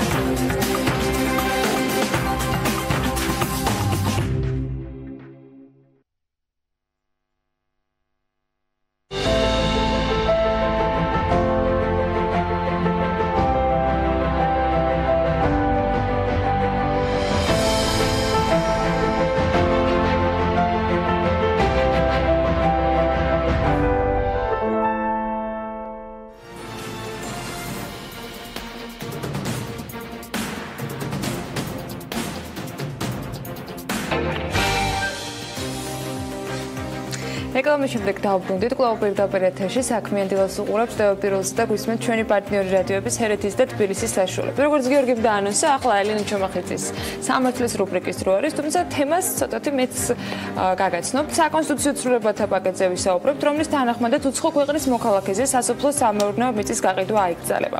საქართველოს პრეზიდენტის აზრით, სოფლის მეურნეობის საკითხის რეფორმებთან დაკავშირებით ერთიანი ხედვა უნდა არსებობდეს. ქვეყნის მთავარ კანონში შესაბამისი ჩანაწერის გაკეთებას უმრავლესობა მხარს უჭერს, თუმცა ინიციატივა არასამთავრობო ორგანიზაციების უდიდესი ნაწილისათვის მიუღებელია. ისინი თვლიან, რომ სასოფლო სამეურნეო მიწის გაყიდვაზე კონსტიტუციური შეზღუდვის დაწესება ბიზნეს გარემოს დააზიანებს. კონკრეტულად როგორი სახის ჩანაწერი გაჩნდება სოფლის მეურნეობის მიწის გასხვისების თემაზე კონსტიტუციაში ეს ჯერ უცნობია. პარლამენტის თავმჯდომარე, რომელიც ამავე კომისიის თავმჯდომარე აღნიშნავს, რომ ამაზე უნდა ჩამოყალიბდნენ. განსხვავებულ აზრებს მოვისმენთ დღეს ელენე ჩომახიძესთან და მისი სტუმრებისაგან. დილა მშვიდობის მოგესალმებით, გილოცავთ დამოუკიდებლობის დღეს. დილა მშვიდობის კიდევ ერთხელ მივესალმები მაყურებელს. უპირველეს ყოვლისა მეც მინდა მიულოცო მთელ საქართველოს დამოუკიდებლობის დღეს, ნამდვილად ძალიან მნიშვნელოვანი დღეა ჩვენთვის და მოსალოცი ასევე. ახლა კი რომ დავუბრუნდეთ თემას, რომელიც ანამ ფაქტობრივად ამომწურავად წარადგინა, მე არ მინდა რომ დრო დავკარგო ესე რომ თქვათ ჩემი დამატებული ესე რომ თქვათ სიტყვებითაც დამატებით, ასე რომ მინდა პირდაპირ სტუმრებთან გადავიდე. ჩვენი სტუმრები დღეს არიან ძალიან საინტერესო სტუმრები ყავს, მეც მინდა აღვნიშნო.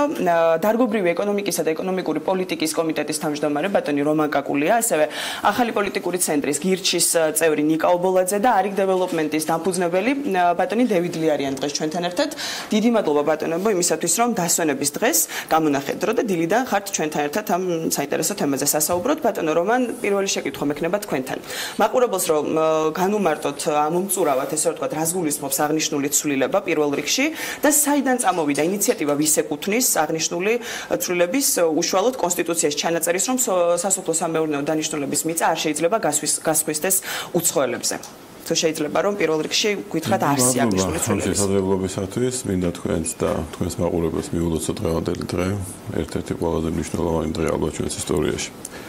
და იმედი მაქვს რომ ჩვენ ძალიან მალე გვექნება იმის შეგრძნება რომ ჩვენ ბოლომდე გავიაზრეთ ყველამ ერთად რას ნიშნავს დამოუკიდებლობა საკუთარ თავთან მიმართებაში. ამ კონსტიტუციურ ჩანაწერს რა თქმა უნდა საფუძველი ასეთი აქვს რომ საკონსტიტუციო კომისიამ გამოიმუშავა ეს. თუმცა ის არ არის ახლა გუნდის საბოლოო ხედვა, ჩვენ კონსულტაციები გვაქვს შიგნით, მინდა გითხრათ რომ შესაძლოა უფრო რადიკალური ჩანაწერის მოპოვებიც ვიყოთ. მაგრამ თვითონ თუ შეკითხვა ის არის რომ ვინ არის ინიციატორი, როგორც გითხრათ კონსტიტუციური საკონსტიტუციო კომისიის შიგნით მოხდა ეს, მაგრამ თვითონ გუნდის პოზიცია ამასთან დაკავშირებით საბოლოოდ ფორმირდება, როდესაც ჩვენ კონსტიტუციის ჩანაწერზე საბოლოოდ შევთანხმდებით. მე მგონი ბევრი რამე ითქვა ახლა ამაზე, იქნებ რაღაც ახალი კუთხით შევხედოთ ამ თემას. ჩვენ ახლა შევხედოთ რა ტენდენციებთან გვაქვს ჩვენ საქმე, რომლის ანალიზი ალბათ კარგი იქნება. ერთის მხრივ ცხადია, რომ ის ჩვენს მიერ დაანონსებული ეკონომიკური განვითარების პოლიტიკა, რომლის ნაწილი ჩვენ ვართ, რომლის საფუძველი არის თავისუფალი ბაზარი და მისი ყველა შესაძლებლობების ოპტიმალურად გამოყენება და სწორედ ამიტომაც ჩვენ ძირითადად საავადმყოფო პარტნიორებთან თავისუფალი საავადმყოფო ხელშეკრულების გაფორმება სწორედ ამას ემსახურებოდა. ამ ტენდენციების ლოგიკური გაგრძელება რომ არ არის ეს, ეხლა აქ დიდი რეკომენდაციების მოსმენა ჩვენ არ გვჭირდება, გასაგებია. თქვენ საუბრობთ რომ ხალხის ნება იყო ეს, მინდა რომ დავამატო საჯარო გათხოვება. საზოგადოებისგან მოდიოდა ინიციატივა. მე მინდა ვთქვა ის, რომ ადამიანებს ვისაც ეს პოზიცია გვაქვს, ჩვენ გვაქვს ასეთი მოსაზრება, რომ აქ ჩვენ არ შევდივართ დისკუსიაში იმ ადამიანებთან, ვინც ამბობენ, რომ ბიზნეს გარემოს ეს რაღაცი დააზრა. რა თქმა უნდა, ეს ბიზნეს გარემოსთვის თუ შევხედავთ ინვესტორების კუთხით, ინვესტიციების მოზიდვისათვის აუცილებელი გარემოს კუთხით, რა თქმა უნდა, ეს არის არაწინ გადადგმული ნაბიჯი, მაგრამ თუ ვართ ადამიანები, რომლებიც თანხმდებით იმაზე, რომ არსებობს გაცილებით მაღალი ხარისხის ღირებულება, რომლის გამო ჩვენ ეს გამოწვევა უნდა მივიღოთ და გამოწვევის ზუსტი ფორმულება ზუსტად ასეთია. ჩვენ უნდა ვცადოთ, რომ საქართველოს მოქალაქეებმა შეძლონ აი ამ გამოწვევის მიღება და მიწის ეკონომიკური განვითარების სამსახურში ჩაყენების პროცესი ჩვენი რესურსებით უნდა შევძლოთ, თუმცა ეს გაცილებით მაღალი ხარისხის გამოწვევა მთავრობისთვისაც და სრულიად საზოგადოებისთვისაც. უპირატესი ღირებულება საზოგადოება და ხალხის აზრია ბატონო რომან. ჩემ შემთხვევაში ეს ჩემი პირადი მოსაზრებაა და მე ძალიან მინდა რომ როდესაც ასეთ თემებზე ვსაუბრობ, ჩემი პირადი მოსაზრება და პოზიცია იყოს შედეგი ჩემს მიერ გააზრებული იმ ყველაფრისა, სადაც მე ვიცხოვრე, როგორც მე ვიცხოვრებ და ყველაზე საშიში ადამიანისთვის საერთოდ გონია მოსაზრება, რომელიც შენი საკუთარი გონია, მაგრამ სიამდვილეში სხვა იდეოლოგიით არის შენ თავში ჩანერგილი, მაგრამ შენ ამის ძალზე არ ხარ. საერთოდ ახლა ამას მე არავის მიმართულებით არ ვლაპარაკობ, ცხადია, ზოგადად ძალიან მინდა რომ ამ ქვეყანაში ადამიანებმა საკუთარი პოზიცია გამოიმუშაონ საკუთარი შინაგანი პროცესით. საქართველოს სპეციფიური ქვეყანაა. ის პროცესებში ვარ ჩვენ ჩართული, რომ პრინციპში მთლიანობაში რამდენად გვაქვს ეს გააზრებული, ეს კიდე საკითხავია, მაგრამ ჩვენ გვაქვს ის სტატუსი დღევანდელი შინაგანი განვითარების რაც გვაქვს. გასაგებია ბატონო რომ სწორედ ამიტომ ხართ დღეს თქვენ ჩვენი სტუმარი და ასევე ბატონი ნიკა და ბატონი დევიდი რომ სხვადასხვა პოზიცია იყოს სწორედ გაჟღერებული და ყველამ თავისი პირადი მოსაზრება დააფიქსიროს ამ საკითხთან დაკავშირებით და ასე რომ ვთქვათ რაღაც მივიდეთ ჭეშმარიტებამდე. ერთი საკითხვა, ძალიან საინტერესო დეტალი ახსენა ბატონმა რომანმა.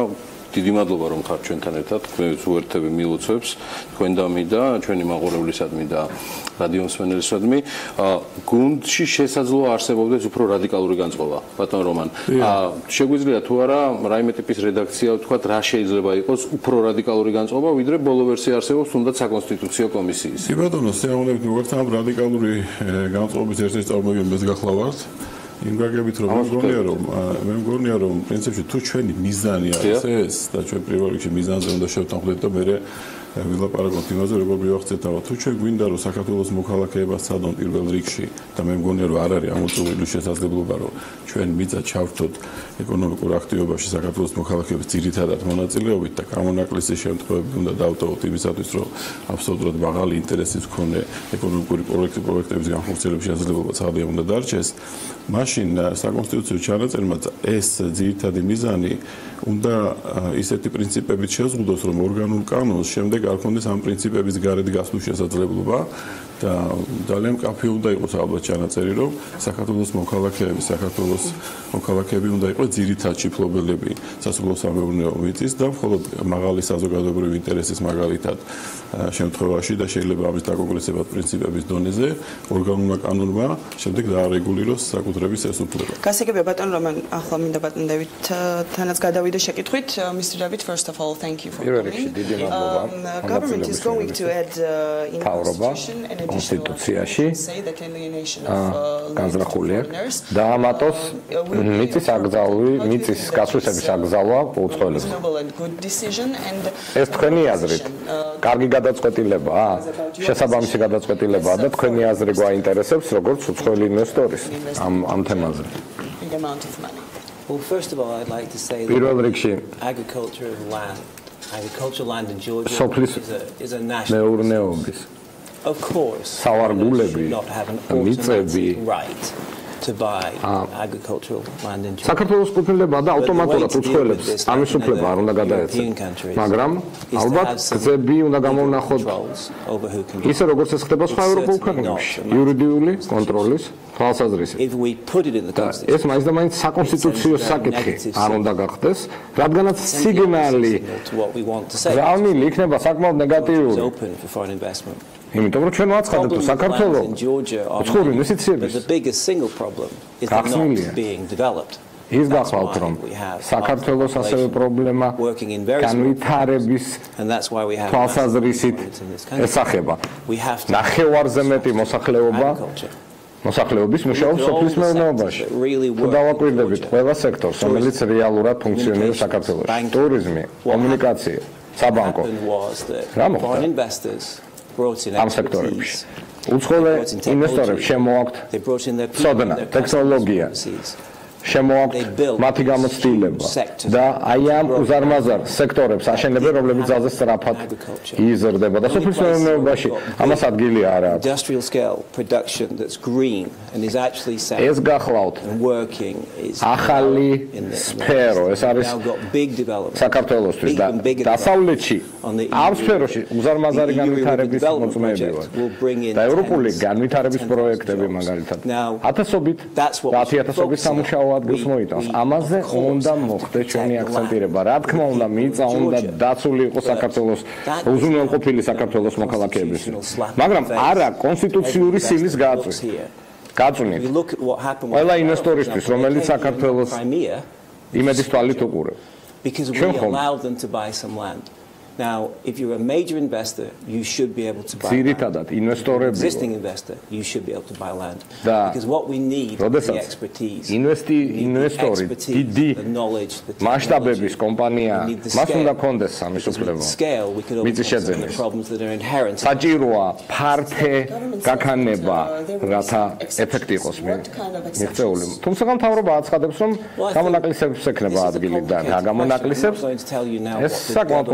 საკითხია და ვერ მოგახსენებ სამთავრობო კომიტეტებში, სამთავრობო ეშელონებში რა პროცესები უნდა წარიმართოს, მაგრამ ეს თავარი იყოს გახსნილი და გამჭვირვალე.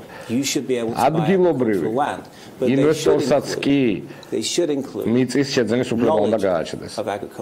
მაგრამ ის ვინც იყიდის მიწა შეიძენს მას უნდა გააცეს ცოდნა სოფლის მეურნეობის სფეროში, ტექნოლოგიების შემოტანის, სამუშაო ადგილების შექმნის, ნომერ პირველი. ეს გახლავთ პროდუქციის წარმოების უნარი, ექსპორტზე გასატანი.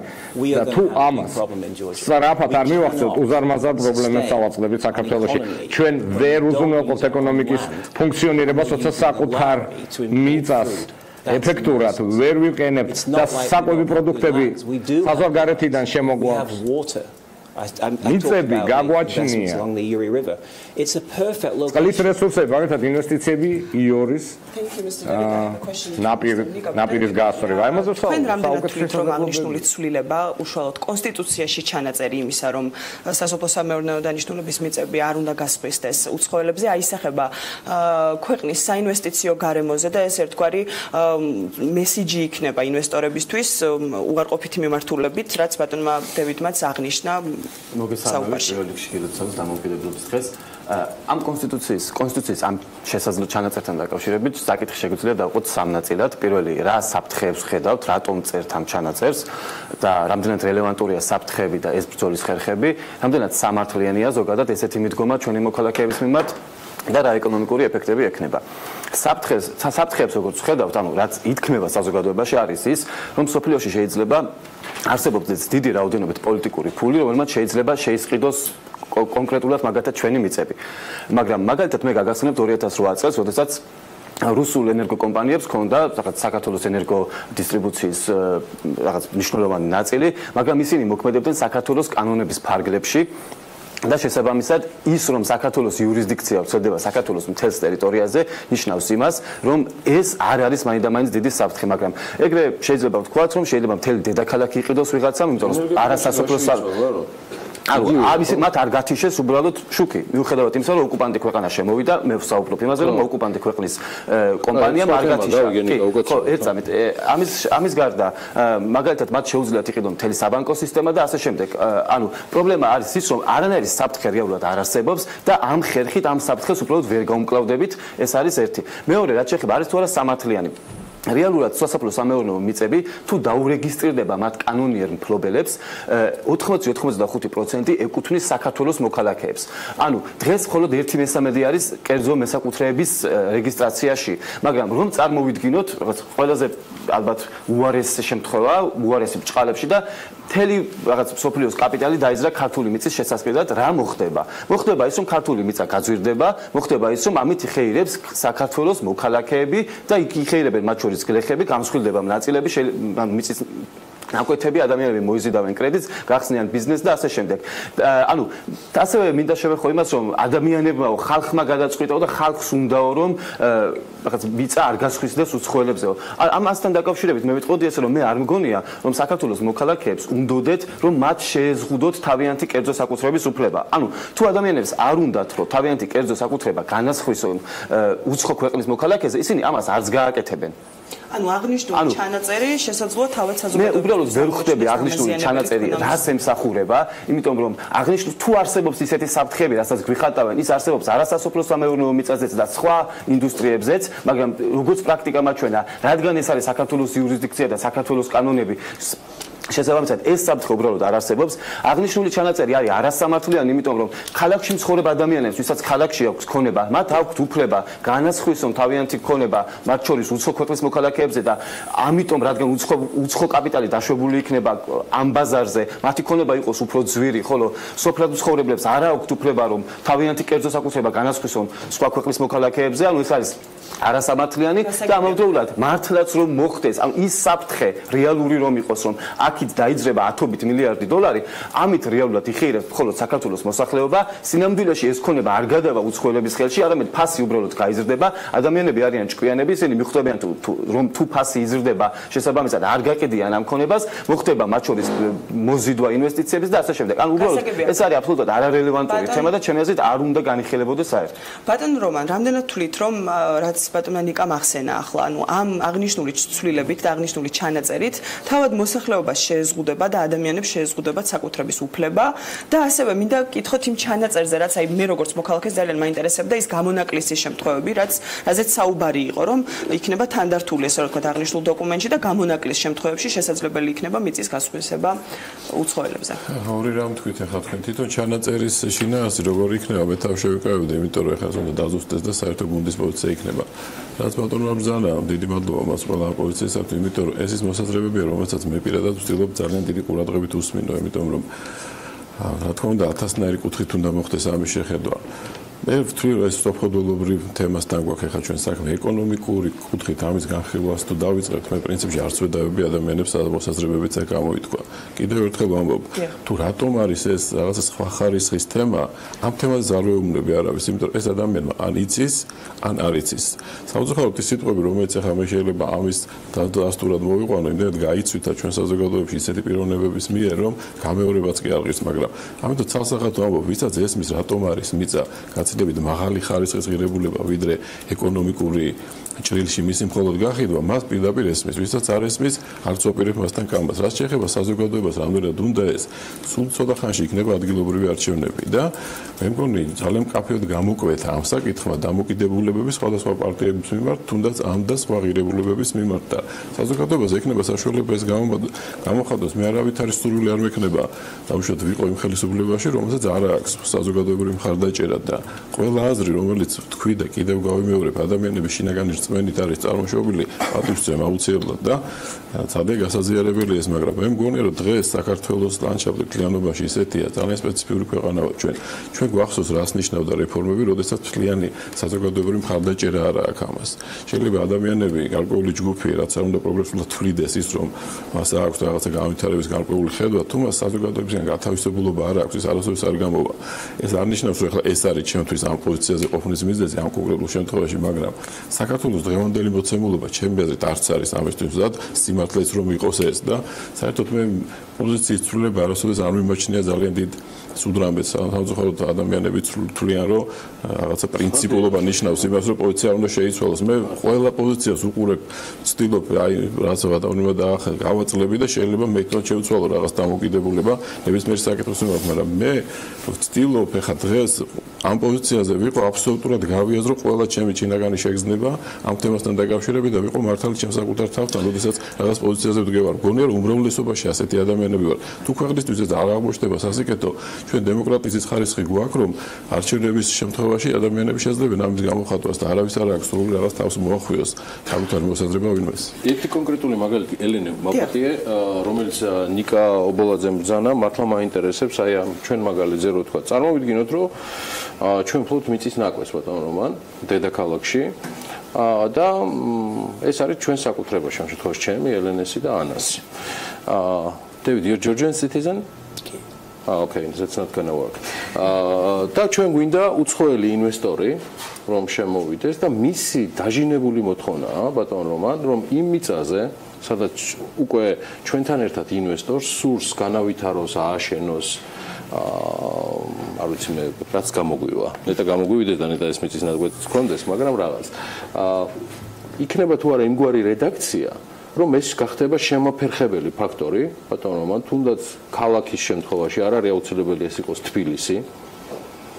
რომ ინვესტორი ვეღარ შემოვიდეს იმ საინტერესო თემაში, სადაც შესაძლოა ამ ჩანაწერმა გარკვეული შეფერხებების შექმნას. მე მგონი კარგად გასაგებად ახსენე. რა უნდა, მე ამიტომ ვთქვი, რომ ეს გამოწვევაა. ეს არ არის თემა, როდესაც ჩვენ დანაკარგების გარეშე, ანუ ნეგატიური ეფექტის გარეშე კი, თქვენ ამაზე ბრძანეთ, რომ ეს არის ჩვენი გამოწვევა, რა თქმა უნდა.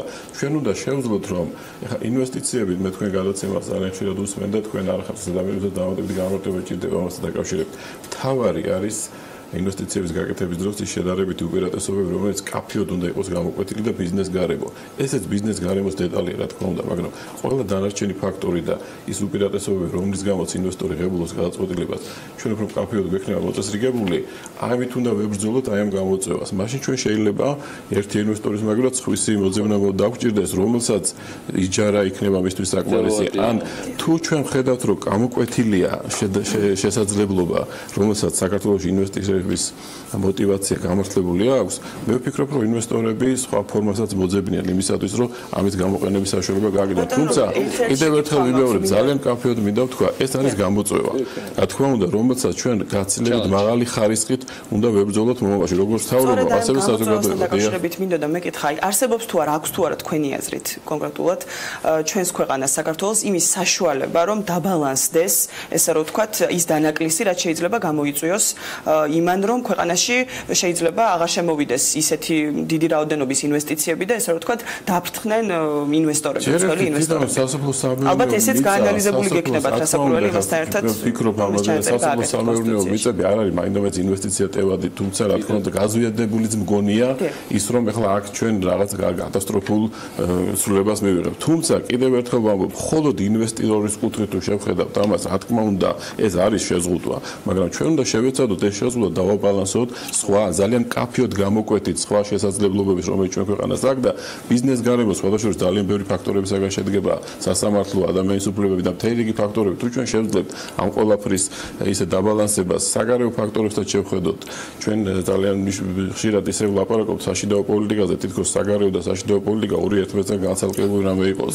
ის არის გაგრძელება საშინაო პოლიტიკის და ჩვენ აუცილებლად უნდა შევქმნათ ეს გარემო, რომელსაც სიტყვა სტაბილურობა, ჩვენ რომ მოხდეს სტაბილურობა, მხოლოდ ის კი არ იქნება ინვესტორისთვის უნდა იყოს სტაბილური გარემო საქართველოს და მაშინ ამ გამოწვევას ჩვენ უნდა შევეჭიდოთ ყოველ შემთხვევაში ჩვენ უფლება არ აქვს ჩემი აზრით რომ არ ვცადოთ ეს სანამ არ გვექნება სათქმელი ის რომ თუ ამ საქმიდან მართლა არაფერი არ გამოვიდა და ვინახავთ რომ მეტიც და არ აქვს ჩვენ ამ მდგომარეობაში ჯერ არ ვართ მე მხოლოდ ამას ვამბობ და არ ვედავები ადამიანებს იმ არგუმენტებში რომელსაც ისინი ასახერებენ ზოგადად ბიზნეს გარემოსთან დაკავშირებით ამ კონკრეტული საკითხის დამოკიდებულების. ბატონო თუ შეიძლება მეკითხოთ რომ აი ამ განხილვისას მოვისმინე რამდენჯერმე იყო საუბარი მასზე რომ განსაკუთრებული გარემოებების ჩამონათვალი შესაძლოა გახდეს კორუფციის წყარო, როდესაც ვიღაცებს თქვათ ექნება შესაძლებლობა რომ მიწა იყიდონ, ვიღაცებისთვის ეს იქნება კანონით აკრძალული.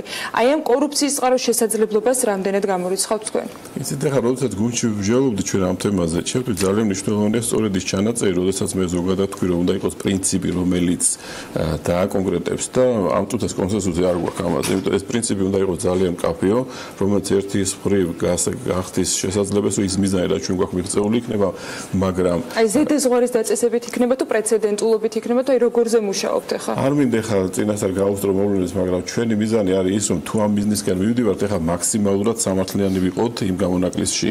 თავარია რომ გამონაკლისი ვიღაცამ წესად არ აქციოს, თუმცა გამონაკლისი უნდა ემსახურებოდეს იმას, რომ ახლა ჩვენ როგორ ინვესტიცია გვიდა გამონაკლისის სახით. მხოლოდ რაც მხოლოდ თავის მოგებას ემსახურება ვიღაც ინვესტორი, ეს არ არის მაღალი საზოგადოებრივი ინტერესი, მაგრამ როდესაც ჩვენ ვხედავთ, რომ ინვესტიცია არის ესეთი ხარისხი, რომელსაც გადაცემის ეფექტი აქვს, რომელსაც თვისობრივად მაღალ რანგში შეიძლება აიყვანოს ზოგადად სოფლის მეურნეობის სავარგულების გამოყენების ტექნიკა და ასე შემდეგ. რა თქმა უნდა, აქ შეიძლება დაფიქრება იმაზე, რომ ჩვენ ხა არ ვკეტავთ შესაძლებლობას იმისათვის, რომ განვითარება სჭირდება სწორედ მაგალითები. ხა ჩვენ ძალიან ცუდად გვაქვს ათვისებული ის თემა, რასაც ნიშნავს საკონსულტაციო სამაგალითო თემების მიწოდება ზოგადად სოფლის მეურნეობის სფეროში. მაგალითად ისრაელის სოფლის მეურნეობის სამინისტროში 2000 თანამშრომელი იყო, როცა მე 2003 წელს ვიყავ იქ, მის მე აღარ ყოფილვად აქედან 1000 მეცნიერულად მუშაობდა და მე 2000 კარდაკარ დადის და თითოეულ ადამიანს ასე რომ ვთქვა აიძულებს რომ მან ზუსტად ისე აკეთოს ის საქმე, როგორც არის თანამედროვე ტექნოლოგიებიდან გამომდინარე. ანუ ჩვენ მენტალიტეტის ძალიან ბევრი კომპონენტი არსებობს, რომელსაც თუ დავხვეწავთ, მინიმუმამდე დავიყვანთ ამ რისკებს და კიდევ ერთხელ ვამბობ, ეხლა ეს არ არის იმ ლოგიკის გაგრძელება, რომელიც არის ჩვენი ძირითადი საბაზრო ეკონომიკის თავისუფალი ვაჭრობის ხელშეკრულებით და ასე შემდეგ ამ ხედვის ლოგიკური გაგრძელება, მაგრამ საქართველოს სპეციფიური ქვეყანაა, ჩვენ ასეთნაირად უდგებით ამ თემას და ამიტომ ეს გამოწვევა ჩემი აზრით უნდა მივიღოთ და გაორმაგებული ენერგიით უნდა ვცადოთ ის, რომ ამან არ დაგვაზარალოს. გასაგებია ბატონო რომან ძალიან დიდი მადლობა მინდა გითხრათ თითოეულ თქვენთან გას იმისთვის რომ საინტერესო დისკუსია შემოგთავაზეთ ესე რომ თქვა და საინტერესო მოსაზრებები თუნდაც ერთმანეთისგან განსხვავებული ჩვენს ეთერში დიდი მადლობა კიდევ ერთხელ ასევე მაყურებელს ვეტყვი რომ აღნიშნულ საკითხთან დაკავშირებით სამთავრობო სექტორის წარმომადგენლების პოზიციაც საკმაოდ განსხვავებულია მაგალითად საქართველოს ვიცე-პრემიერი კახიკალაძე მიიჩნევს რომ ცალსახად აღნიშნული ჩანაწერი უნდა არსებობდეს საქართველოს კონსტიტუციაში ბატონი გიორგი გახარიასგან განსხვავებით რომელიც ვერ ხედავს იმის საფუძველს, რომ უშუალოდ ქვეყნის უმაღლეს საკანონმდებლო დოკუმენტით რეგულირდებოდეს უცხოელებზე სასოფლო-სამეურნეო დანიშნულების მიწის გასხვისების საკითხი. მოკლედ, საკმაოდ მრავალფეროვანია მოსაზრებები და პოზიცია საზოგადოების ამ საკითხთან დაკავშირებით. დავაკვირდებით აუცილებლად მოვლენათა განვითარებას და შემდგომ აუცილებლად შემოგთავაზებთ როგორც საქმის კურსის, ასევე საქმიანობის და ანალიტიკის ეთერში აღნიშნულ საკითხზე მსჯელობას. მე მაინც ველოდები რომ ახლა გირსის მორიგი იმას მივცემ იდეას, როგორც აკურთხეს ნახევარი საქართველოს უძლებად, თათიმის ინგა გრიგოლიას ეპისკოპოსებათაც, კი ბატონო, აწიეს რის ხარისხი. მე ვფიქრობ, რომ აი დევიდის მსგავსად მომრავლდებიან ინვესტორები, ვატყობ რა განწყობას ბატონი რომან გაკულიასგან. ნუ ეს არ არის შეიძლება მთელი გუნდის განწყობა, მაგრამ ნუ რაღაც ნაწილის რა ძირითადის. ბევრი წამოვა როგორც საქართველოს მოქალაქე, ანუ და ეხლა მიიღებენ ყველანის და გამოსავალი იქნება, ნიკა რას ფიქრობ ამ თემაზე? არის ეს გამოსავალი? მე ვფიქრობ, რომ მაშინ როდესაც სასოფლო-სამეურნეო მიწის 0.7% არის უცხოელების ხელში. არც ესე ტაციაობა არ არის 50-ჯერ იაფია ჩვენთან მიწავიდრე ევროპაში, ასე რომ ეს ჩანაწერი ჩემი აზრით არ უნდა შევიდეს კონსტიტუციაში. მე ამას ვფიქრობ. ერთ-ერთი საკმაოდ მსხვილი დეველოპერი ეხმაურება ჩვენს საუბარს და მათი საკმაოდ დიდი აქტივობა აქვს დავით ფანჯაკიძის მივესალმები, რომ დუბაიში ვერანაირ მიწას ვერ იყიდი, ვერც სასოფლოს და ვერც ჩვეულებრივს არა ამ კლასიფიკატორით. ეკი არა ვინმე თუ არ შემოვიდა იქაური ადგილობრივი მეწილეო ამ იმაში კომპანიაც შეიძლება ვერ გახსნა დუბაიში, თუმცა ინვესტიციებს დუბაი ნამდვილად არ ურჩიებს.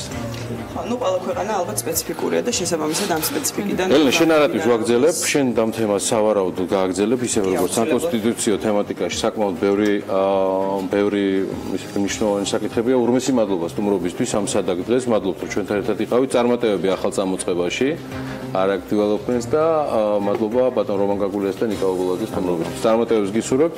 ჩვენ გავალთ ახლა მოკლე პაუზაზე, სტუმრებს გავაცილებთ, რამდენიმე ფოტოს კიდე გადავიღებთ და მე უკვე დაგიბრუნდებით რამდენიმე წუთში შაბადროებით.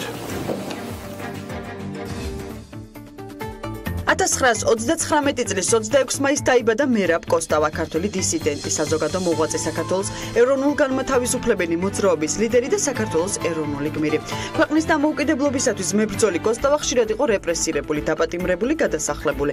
ბოლოს 1987 წელს დაბრუნდა გადასახლებიდან და ზვიად გამსახურდიასთან ერთად განაგრძო ბრძოლა ქვეყნის დამოუკიდებლობისათვის. მერაბ კოსტავა 1990-1990-იან წლებში გამართული თითქმის ყველა საპროტესტო აქციის, გაფიცვის, შიმშილობის, მიტინგისა და დემონსტრაციის ორგანიზატორია. 1989 წლის 9 აპრილს მას კვლავ აპატიმრებენ მიტინგის ორგანიზებისათვის. მერაბ კოსტავა საზოგადოების გამთლიანებისთვის იბრძოდა. გარდაცვალებამდე ერთი დღით ადრე მერაბ კოსტავას ინიციატივით შეიქმნა საქართველოს საადგილმამულო მოსახლეობის განსახლებისა და დახმარების ფონდი. 1938 წლის 26 მაისს გერმანიის ქალაქ ვოლფსბურგში უმსხვილესი ავტომწარმოებელი ქარხნის Volkswagen-ის მშენებლობა დაიწყო. პირველი ქვა ფუნდამენტში პირადად ადოლფ ჰიტლერმა ჩადო. კომპანიაც უშუალოდ დიდი დიქტატორის თაოსნობით დაარსდა. ერთ წელიწადში ქარხანა უკვე მზად იყო წარმოებისათვის. 1946 წელს გამოუშვეს პირველი კეფერი, იგივე ხოჭო. 1955 წელს კი მემილიონი მანქანის გამოშვება იზეიმეს. 1960 წელს Volkswagen-ის სააქციო საზოგადოებად გადაკეთდა და 1964 წელს ფირმა Daimler Benz-ისგან აუდის ქარხანა შეიძინა. 1761 წლის 26 მაისს მეცნიერმა მიხეილ ლომონოსოვმა პლანეტა ვენერაზე ატმოსფერო აღმოაჩინა და დასკვნა სწავლულმა საკუთარი ხელსაწყოს საშუალებით დაკვირვებისას გააკეთა. ატმოსფეროს აღმოჩენას წინ უძღოდა ლომონოსოვის მიერ ეგრეთ წოდებული ღამის სამზერის მილის გამოგონება. ამბობენ, რომ ჰერშელზე ადრე სწორედ ლომონოსოვმა ააგო არეკვლითი ტელესკოპი, რომელსაც არ ჰქონდა დამატებითი ბრტყელი სარკე.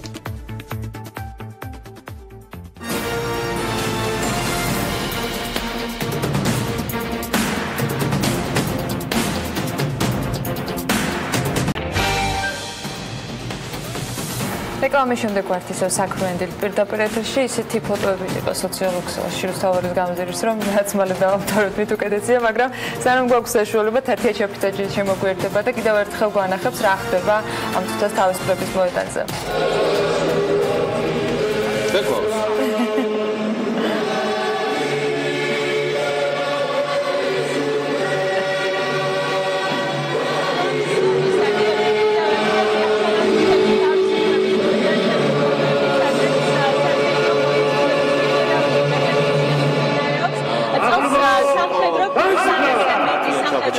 შესრულებული საქართველოს ეროვნული ჰიმნი. რომელიც გადაფარა თავიდან ბოლომდე. სპეციალური შეკვეთით. დღეს სამხედრო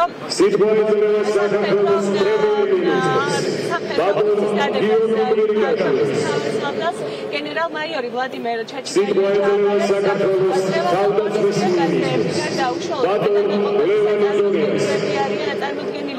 სამხედრო ტექნიკა, თუმცა წინა წლებისგან განსხვავებით ადგილზე არ არის მძიმე ტექნიკა, აქ არის ქვეითი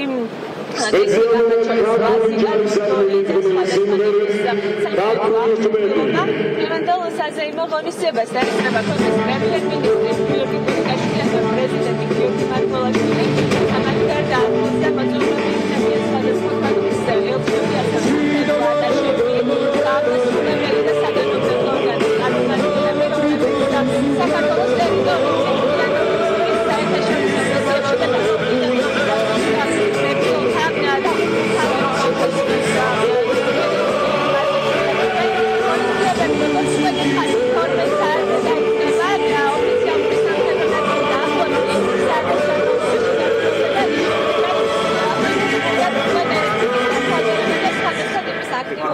მონაწილეობის მიღება შეიძლება თქვენ ალბათ კადრში გესმით რომ ამ წუთებში აქტიური სამზადის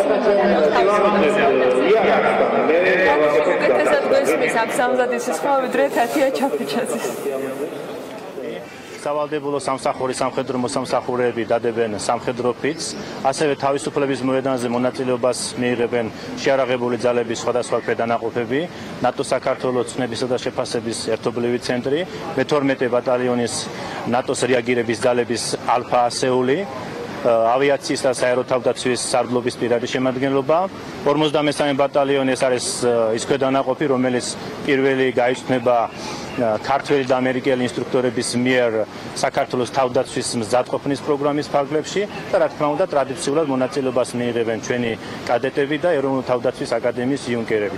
ასევე თავისუფლების მოედანზე მოეწყობა გამოფენა, სადაც წარმოდგენილი იქნება როგორც ქართული, ასევე უცხოური წარმოების ჯავშან ტექნიკა. რაც შეეხება რეგიონებში, საქართველოს მასშტაბით 12 სხვადასხვა ადგილას წარმოდგენილი იქნება შეარაღება და ტექნიკა.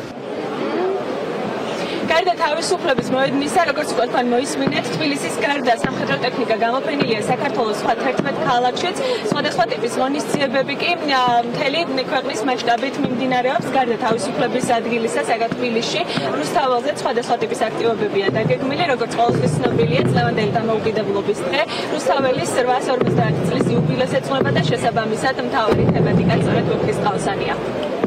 მადლობა თათია ჩაფიჩაძეს. მე მგონი სპეციალური შეკვეთით ქონდა ჰიმნი საქმიანი დილის მაყურებლებისათვის. ახლა უკვე ვინაცვლებთ რუსთაველის გამზირზე, სადაც ნინი ლონგურაშვილია და ველოდები განსაკუთრებულ ხედებს და კადრებს, საიდანაც უკვე გვაჩვენებს რა ხდება ცენტრალურ გამზირზე და როგორ იქნება 26 მაისის აღნიშვნა. საახალწლო ეთერი გვაქვს. ნინი გილოცავ დამოუკიდებლობის დღეს და გისმენთ ყველანი. დილა მშვიდობისა კიდევ ერთხელ მეც გილოცავთ ასევე როგორც თქვენ ასევე სრულიად საქართველოს დამოუკიდებლობის დღეს ჩვენ შევიცვალეთ ლოკაცია გადმოვედით სხვა ადგილზე და ალბათ არ არის რთული მისახვედრი თუ სად გადმოვინაცვლეთ ჩვენ ვართ სოფლის მეურნეობის სამინისტროს მიერ განთავსებულ ადგილზე სადაც ისინი არიან წარმოდგენილები საკმაოდ დიდი ტერიტორია აქვთ ათვისებული აქ არის სხვადასხვა განსხვავებული კონცეფციის სტენდები სადაც მრავალფეროვანი პროდუქცია არის წარმოდგენილი და აქ დამთვალიერებელს აქ მოსულ დამთვალიერებელს შეუძლია იხილოს საქართველოში წარმოებული ნაწარმი, როგორც თაფლი, ბადაგი, ჩურჩხელა, ხილი, სხვადასხვა ბოსტნეული, აუცილებლად უნდა აღვნიშნო, რომ საქართველოს რუკა გაკეთებული არის ჯანმრთელი და ცოცხალი პროდუქციით და ეს არ არის ხელოვნური და ახლა ჩემი გვერდით იმყოფება თამარ გოდერძიშვილი, სოფლის მეურნეობის სამინისტროს საზოგადოებასთან ურთიერთობის სამსახურის წარმომადგენელი, რომელიც უფრო დეტალურად გვეტყვის, მე რომ რაიმე არ გამომრჩეს, რას გეგმავს სოფლის მეურნეობის სამინისტრო დღევანდელ დღესთან დაკავშირებით. პირველ რიგში მოგესალმებით, მინდა მივულოცო მაყურებელს 26 მაისი,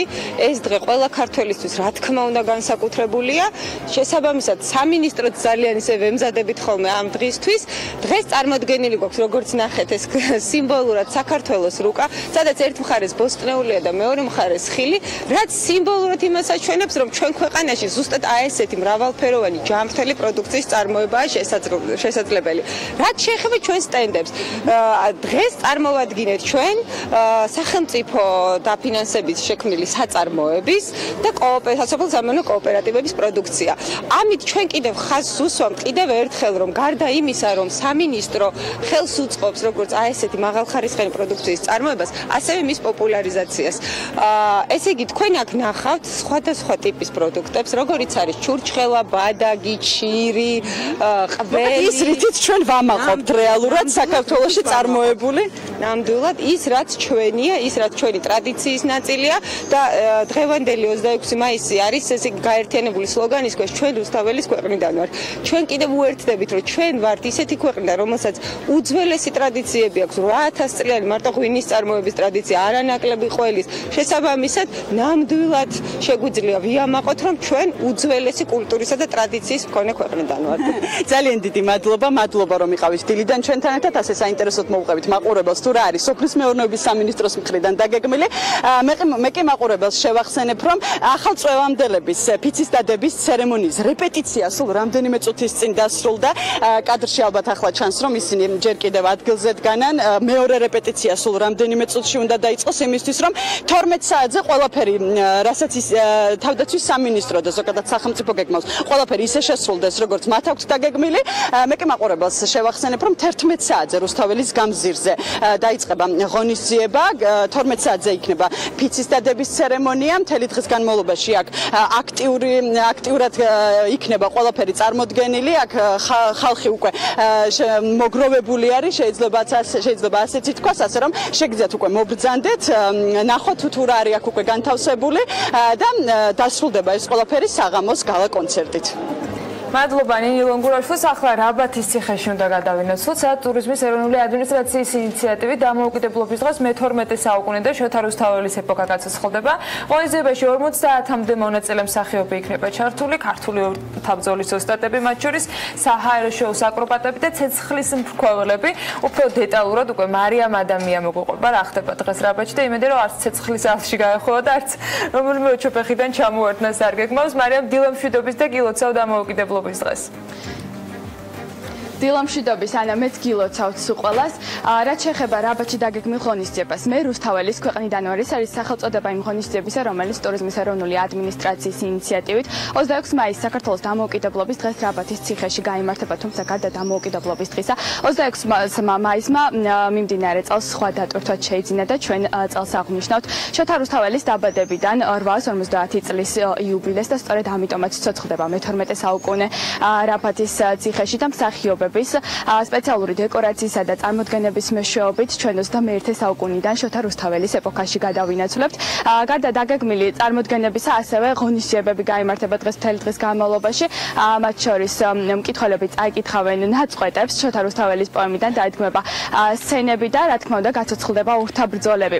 უფრო დეტალური ინფორმაცია ღონისძიებასთან დაკავშირებით ჩვენ შეგვიძლია ტურიზმის ეროვნული ადმინისტრაციის ხელმძღვანელისაგან მოვისმინოთ, რომელიც ეს საქმიანი დილის მაყურებლისთვის ექსკლუზიური ინტერვიუს აკეთებს. წელს საქართველოს დამოუკიდებლობის დღის აღნიშვნა შოთა რუსთაველის იუბილეს ეძღვნება და ეკონომიკის სამინისტროს ტურიზმის ადმინისტრაციამ გადაწყვიტა საზეიმო ღონისძიებები ახალ ციხეში ჩაეტარებინა. რაბათის ციხეში მე-12 საუკუნე გაცოცხლდება სპეციალური დეკორაციების, მსახიობებისა და ღონისძიებების მეშვეობით და ეს ყველაფერი დარწმუნებული ვართ, რომ ერთნაირად საინტერესო იქნება როგორც უცხოელი ტურისტებისათვის, ასევე ჩვენი თანამოქალაქეებისათვის. ბოლო წლების განმავლობაში საქართველოში უცხოელი ტურისტების რაოდენობა დინამიურად იზრდება და 2017 წელიწადიც ახალი რეკორდების წელიწადი იქნება ამ მიმართულებით. ჩვენ მოხარული ვართ, რომ ახალ ციხე და კონკრეტულად რაბათის ციხე ერთ-ერთი ყველაზე მონახულებადი ადგილია, როგორც უცხოელი, ასევე ქართველი ტურისტების მიერ. გარდა წარმოდგენებისა, დღეს რაბათის ციხეში გამოფენა გაყიდვები გაიმართება, ხოლო დღის კულმინაცია ქაჯეთის ციხის აღება არის, რომელიც ცეცხლოვანი და ასევე საჰაერო შოუთი დაგვირგვინდება.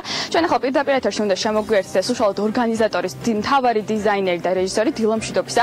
მადლობა რომ იღებთ ჩვენს გადაცემაში მონაწილეობას. მთავარი პირველი თქვენთან გადმოულუტა კითხვით, დღეს აქ მოსული მოსახლეობა რას ნახავს, რა უნდა დაათვალიეროს და რა არის მოწყობილი რაბათის ციხეში გისმენთ? პირველში გილოცავთ 26 მაისს და რა ვიცი ხალხი რომ მონახავს ჩვენ ვეცადეთ ყველანაირად თუ გაგვეცოცხლებინა როგორც შეგვეძლო 26 მაისი 26 მაისი მე-18 საუკუნე შუა საუკუნეები ეს იქნება კოსტიუმირებული პატარა ტაბლოებით ეს წარმოდგენები გვაქვს ნადიმი აი ამ ვარდისფერ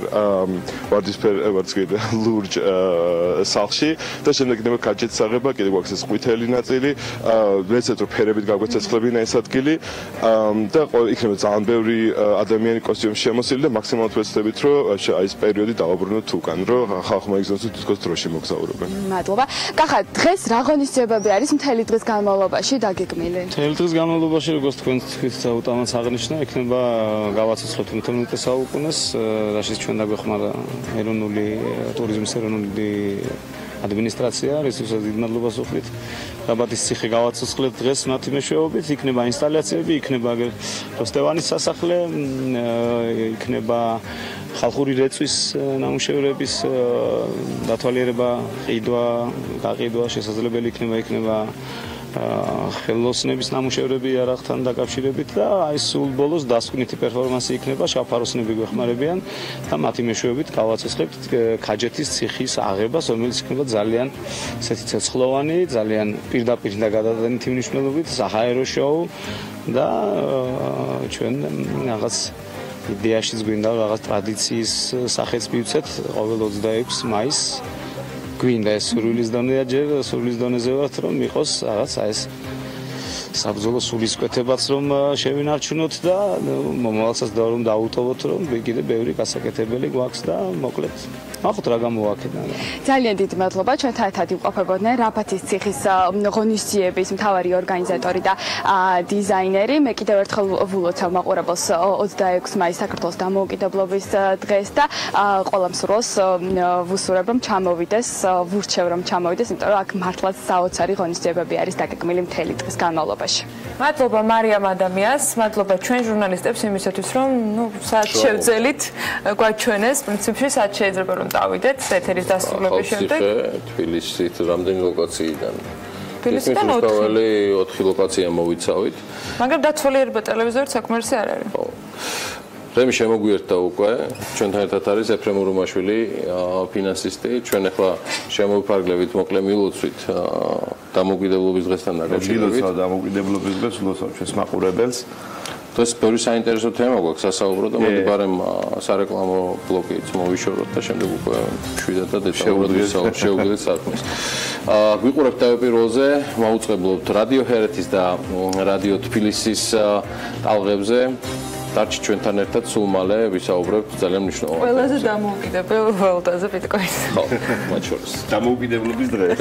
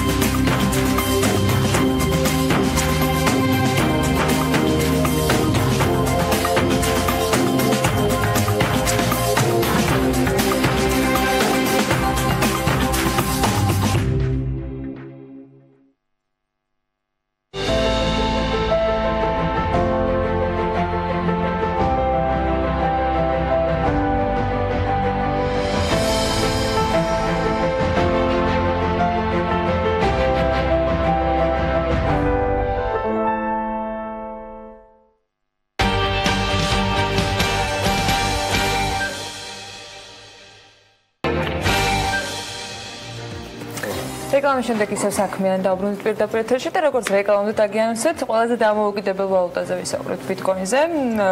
დილით ვალუტის მიმოხილვაში ვთქვით, რომ $2700 გადასდა, თან არც ისე ცოტათი წუხანდელი ვაჭრობის შედეგად, თუმცა დილით მაჩვენებელი ცოტა შემცირებული არის. აი ეს ყველაფერი კი იმით არის გამოწვეული, რომ Digital Currency Group-მა, რომელიც 56 კომპანიას აერთიანებს 21 ქვეყანაში, მიაღწია ამ მოქმედების მასშტაბურობის შეთანხმებას 2017 წლის შეხვედრაზე, თუმცა მაინც არსებობს მოლოდინები მასთან დაკავშირებით, თუ როგორ იქნება ETF-ში გადაწყვეტილება, ამას ნახავთ სულ ცოტა ხანში და ძალიან მალე. იქამდე რა სიახლეები არის ბიტკოინთან მიმართებაში გასული კვირის განმავლობაში ზრდა იყო ძალიან დიდი, თითქმის რამდენი დოლარი? $500 გაიზარდა ერთი კვირის განმავლობაში, ხო? აი, რამ განაპირობა ეს ყველაფერი? ბევრი ფაქტორი იყო ჯამში, სანამ უშუალოდ გადავალთ ყველაზე დამოუკიდებელ ვალუტაზე სოფლიოში, მინდა გამოვეხმაურო გუშინდელ ძალიან კარგი ნიუს, რომელიც საქართველოს ბანკმა გააკეთა. ეს არის ის, რომ საქართველოს ბანკმა მოიზიდა 500 მილიონი ლარის რესურსი და ეს მოიზიდა ლარში. ანუ ეს იმას ნიშნავს, რომ ბოლოს 6 წლის მანძილზე ჩვენს ქვეყანაში ესწრება არ მომხდარა, რომ ქართულ საბანკო ინსტიტუტს, ანუ საფინანსო ინსტიტუტს მოეზიდოს სახსრები, ანუ ინვესტორებს ფული, ასე ვთქვათ, ესესხოთ, ანუ მოესესხებინოთ ლარში, ანუ ეს იმას ნიშნავს, რომ დღეს ჩვენი ქვეყნის მიმართ გაზრდილია ნდობა, პირველი როგორც ქვეყნის მიმართ, ასევე გაზრდილია ნდობა ლარის მიმართ, რაც ძალიან კარგია. და ეს იმას ნიშნავს, რომ მეტი ნდობა და მეტი ინვესტიციები განხორციელდება ჩვენს ქვეყანაში და ის რაც მოხდა გუშინ იყო ისტორიული ფაქტი. 500 თითქმის 9 მილიარდიანი ფინანსური გარიგება შედგა ლარში და ეს მოხდა, ასე რომ ვთქვათ, ჩვენი დამოუკიდებლობის 26 წლის თავზე. რაც შეეხება უშუალოდ ბიტკოინს და ბიტკოინის ფასს, მართლაც ბოლო ერთი თვის განმავლობაში და განსაკუთრებით ბოლო ერთი კვირის განმავლობაში შთამბეჭდავად ვითარდება ბიტკოინის გარშემო მოვლენები და ბიტკოინის ფასი აღწევს თავის ისტორიულ მაქსიმუმს, თუმცა როგორც ვალუტა ბიტკოინი არის საკმაოდ ახალგაზრდა და განსაკუთრებით, ასე რომ ვთქვათ, აქტიურად გამოიყენება იგი ბოლო 2-3 წლის განმავლობაში, ასე რომ ვთქვათ, იმ ოპერაციებში, რომლებიც უშუალოდ ეხება ბიზნესს.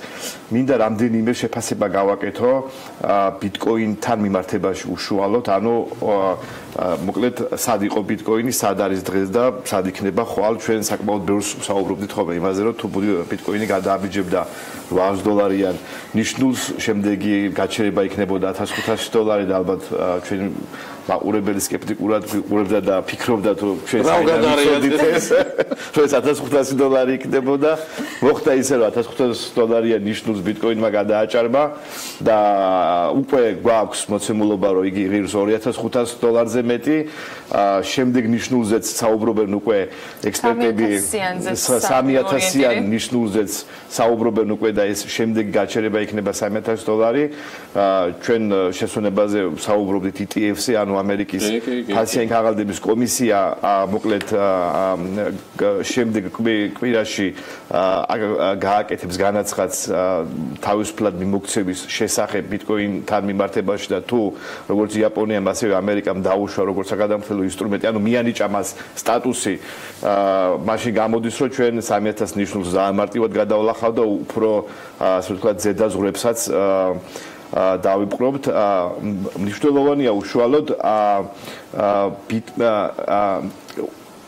უფრო ასე რომ ვთქვათ, წარმოსახვითი რომ იყოს ბიტკოინის მდგომარეობა დღეს, ანუ რა შეიძლება რომ შევადაროთ, უკვე ამ ვალუტას ადარებენ ოქროს და როგორც ვთქვათ, ოქრო არის დაგროვების საშუალება დღეს, ამ დაგვარ ინსტრუმენტად განიხილავენ უკვე ოქროზე გამოდის რომ $1500-ით.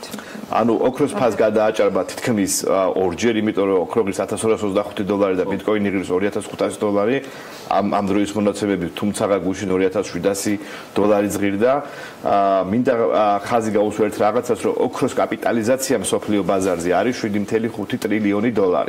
ხოლო ბიტკოინის კაპიტალიზაცია 48 მილიარდი დოლარი, ხოლო საერთო ციფრული ვალუტების კაპიტალიზაცია, მათ შორის Ripple-ის, Ethereum-ის, Litecoin-ის და ამ შემდეგ ჯამურად არის 80 მილიარდი, საიდანაც ნახევარზე მეტი ბიტკოინს უჭირავს. ანუ რო შევადაროთ, გვაქვს 7.5 ტრილიონიანი ოქროს ბაზარი და გვაქვს მხოლოდ დაახლოებით 1.1% ციფრული ვალუტების ბაზარი. ანუ ჩვენ აი ამ ჭრილში უნდა შევხედოთ და დავინახოთ თუ რა მომავალი აქვს დეცენტრალიზებულ ციფრულ ვალუტებს მსოფლიოს საომავლო ეკონომიკის პერსპექტივებში, იმიტომ რომ ფაქტია, რომ უკვე დაიწყო ურყევად ჩანაცვლება ოქროსი ციფრული ვალუტებით, იმიტომ რომ 21 საუკუნეა და 21 საუკუნეს მიაქვს ციფრული ვალუტები და ტექნოლოგიები და ინოვაციები, რაც გარდაუვალი იყო ბიტკოინთან მიმართებაში, თუმცა ის რომ ჩვენ ანუ მსოფლიო საზოგადოება მიიღოს ბიტკოინი როგორც ურყევი მოცემულობა, ოქროსთან მიმართებაში მე ადრეს ვთქვი, ამას დაჭირდა 6000 წელი და იმედია რომ ახლა 6000 წელი არ მოგვიწევს და ეს უფრო მოკლე ვადაში, რამდენიმე თქვა წელში ან რამდენიმე მაქსიმუმ დეკადაში მოხდება ციფრული ვალუტების, მათ შორის ბიტკოინის როგორც დაგროვების საშუალება და აღიარება. ასევე მინდა ხაზი გაუსვა საკმაოდ კარგ ტენდენციას მოხდა ბიტკოინის, ანუ ციფრული ვალუტების ამ შემთხვევაში მოხმარების, ასე რომ ვთქვათ, გეოგრაფიის ცვლილება. ადრე თუ მხოლოდ და მხოლოდ ჩინეთი მოიხმარდა საკმაოდ დიდი მოცულობით, დაახლოებით ეს იყო 70% და დანარჩენი იყო ევროპა და ამერიკა. ბოლო 2 თვის განმავლობაში კონფიგურაცია შეიცვალა და ურყევად, ასე რომ ვთქვათ, ანუ ასე რომ ვთქვათ, პირველი 3 ქვეყანა ეს არის ამერიკა, ჩინეთი და დაემატა მათ უკვე იაპონია, იმიტომ რომ იაპონიამ გასულ თვეს განახორციელა ბიტკოინის ლეგალიზაცია და საკმაოდ დიდი მაჩვენებელია, ანუ საკმაოდ დიდი მაჩვენებელი შემოვიდა უკვე თამაში იაპონია. ჯამში ხა იაპონიის და კორეის ვალუტების გადაცვლის ნაწილი გამოდის 48%-მდე. ანუ ამერიკა არის 38%, ჩინეთი არის 19%, იაპონია 11% და კორეა არის 10%. ევროპა ჯამში აღებული არის 10%. ანუ ფაქტიურად ის გეოგრაფია რაც იყო ადრე, ასე ვთქვათ, აბსოლუტურად შეიცვალა და დღეს გვაქვს გეოგრაფიულად ბიტკოინი ფაქტიურად ანუ იმ ძირითად ეკონომიკებში დომინირებს, რომლებიც განსაზღვრავენ მსოფლიოს ფინანსურ სტაბილურობას და რომლებზეც არის მიბმული ძირითადად მსოფლიოში ეკონომიკური ზრდა და ტენდენციები. ანუ მე ამით იმის თქმა მინდა, რომ აზიური ქვეყნების, მათ შორის იაპონიის, კორეის აქტიურმა ჩართვამ გამოიწია ის, რომ დღეს ბიტკოინზე ფასი არის უკვე გაორმაგებული და ეს არის ურყევი მოცემულობა და რაც მთავარია, ამ ბაზრებზე ბიტკოინი ევროპულ და ამერიკულ ბაზრებთან შედარებით რაღაც გაცილებით მეტი. მაგალითად, კორეაში ღირს $1000 უფრო მეტი ბიტკოინი, ვიდრე ჩვეულებრივ ბირჟებზე ღირს ეს. და ეს მაჩვენებელი როგორც მოხმარების, ასევე ფასთან მიმართებაში ბოლო 1 თვის ტრენდს თუ შევხედავთ, არის ურყევად, ასე რომ ვთქვათ, აპზე, ანუ იზრდება და შემდეგი, ასე რომ ვთქვათ, მოცემულობა გვაქვს ის, რომ უფრო მეტად გაიზრდება ეს მოხმარება და ოქროსთან მიმართებაში თუ დღეს ჩვენ გვაქვს საერთო კაპიტალიზაცია ამისი მხოლოდ 1%, დარწმუნებული ვარ, ალბათ 1 წლის თავზე ჩვენ რო შევიკრიბები და ამ ოქროს მაჩვენებელს, ანუ ოქროს კაპიტალიზაციას შევადარებ ციფრული ვალუტების კაპიტალიზაციას, დარწმუნებული ვარ, ალბათ მინიმუმ იქნება ეს გაზრდილი 10-ჯერ, ან იქნება 10% ან უფრო მეტი. შევადარებთ ყოველ შემთხვევაში მოცულობის დისპარაო და ფასის დისპარაო შესაძლოა საპირწონე ორი მხარე იყოს ამ შემთხვევაში, იმიტომ რომ მოცულობით ან ღირებულების ნაწილში აშკარად სწრაფი ტემპით მიდის ბიტკოინი და ამ შემთხვევაში ახლა თუ ჩვენ ავიღებთ მაგალითად ოქროს ფასს მე-18 საუკუნეში, მე-18 საუკუნის ბოლოს იყო $19 1 უნცია ოქრო, ყველაზე მაღალი ფასი ოქროს ჰქონდა 2012 წელს და ეს იყო $1650.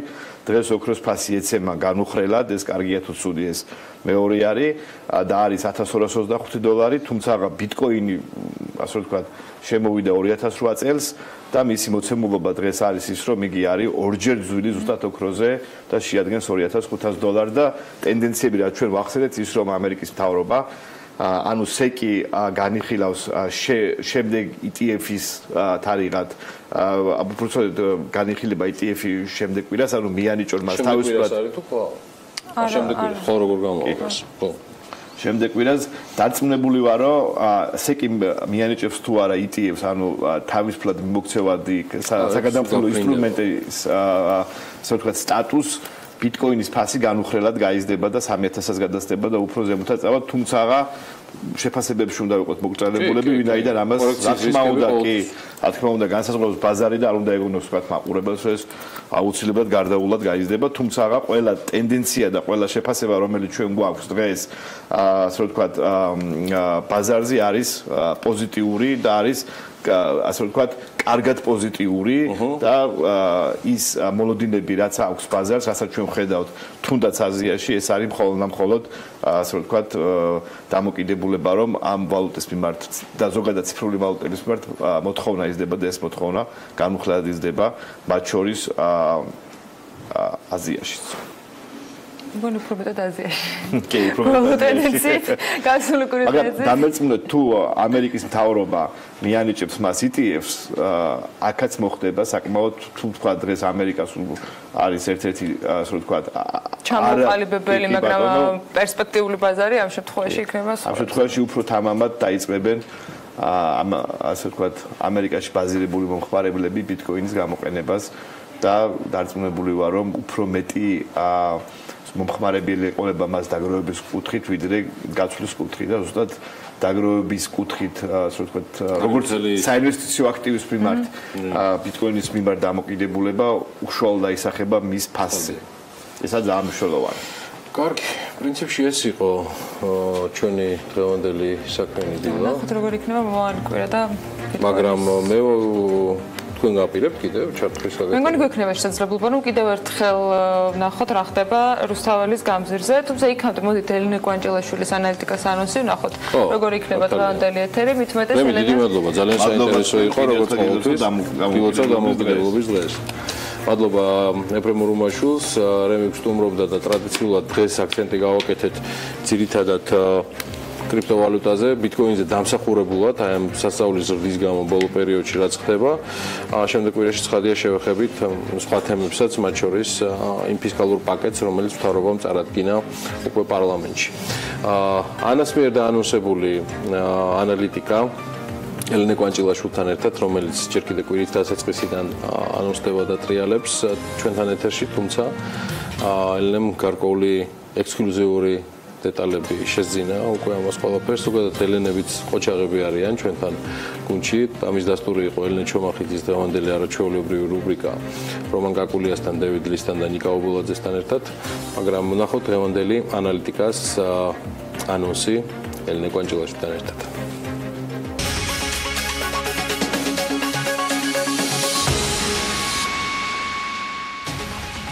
ეს ანალიტიკაა საქართველოს დამოუკიდებლობის დღეს პარასკევს ზუსტად 3-ზე TV პირველზე. 26 წლიანი დამოუკიდებლობის ისტორია და საქართველოს 25 წლიანი დიპლომატიური ურთიერთობები ამერიკასთან.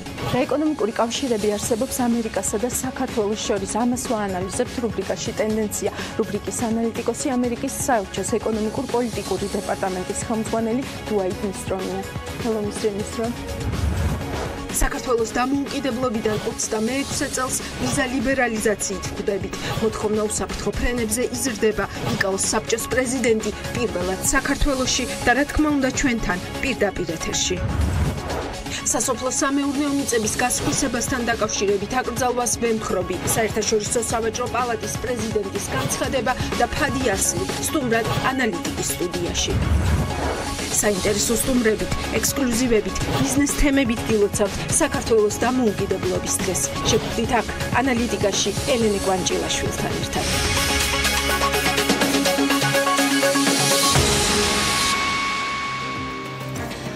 მოკლედ ასე, პრინციპში უკვე გავედით ეპილოგურ ნაწილზე.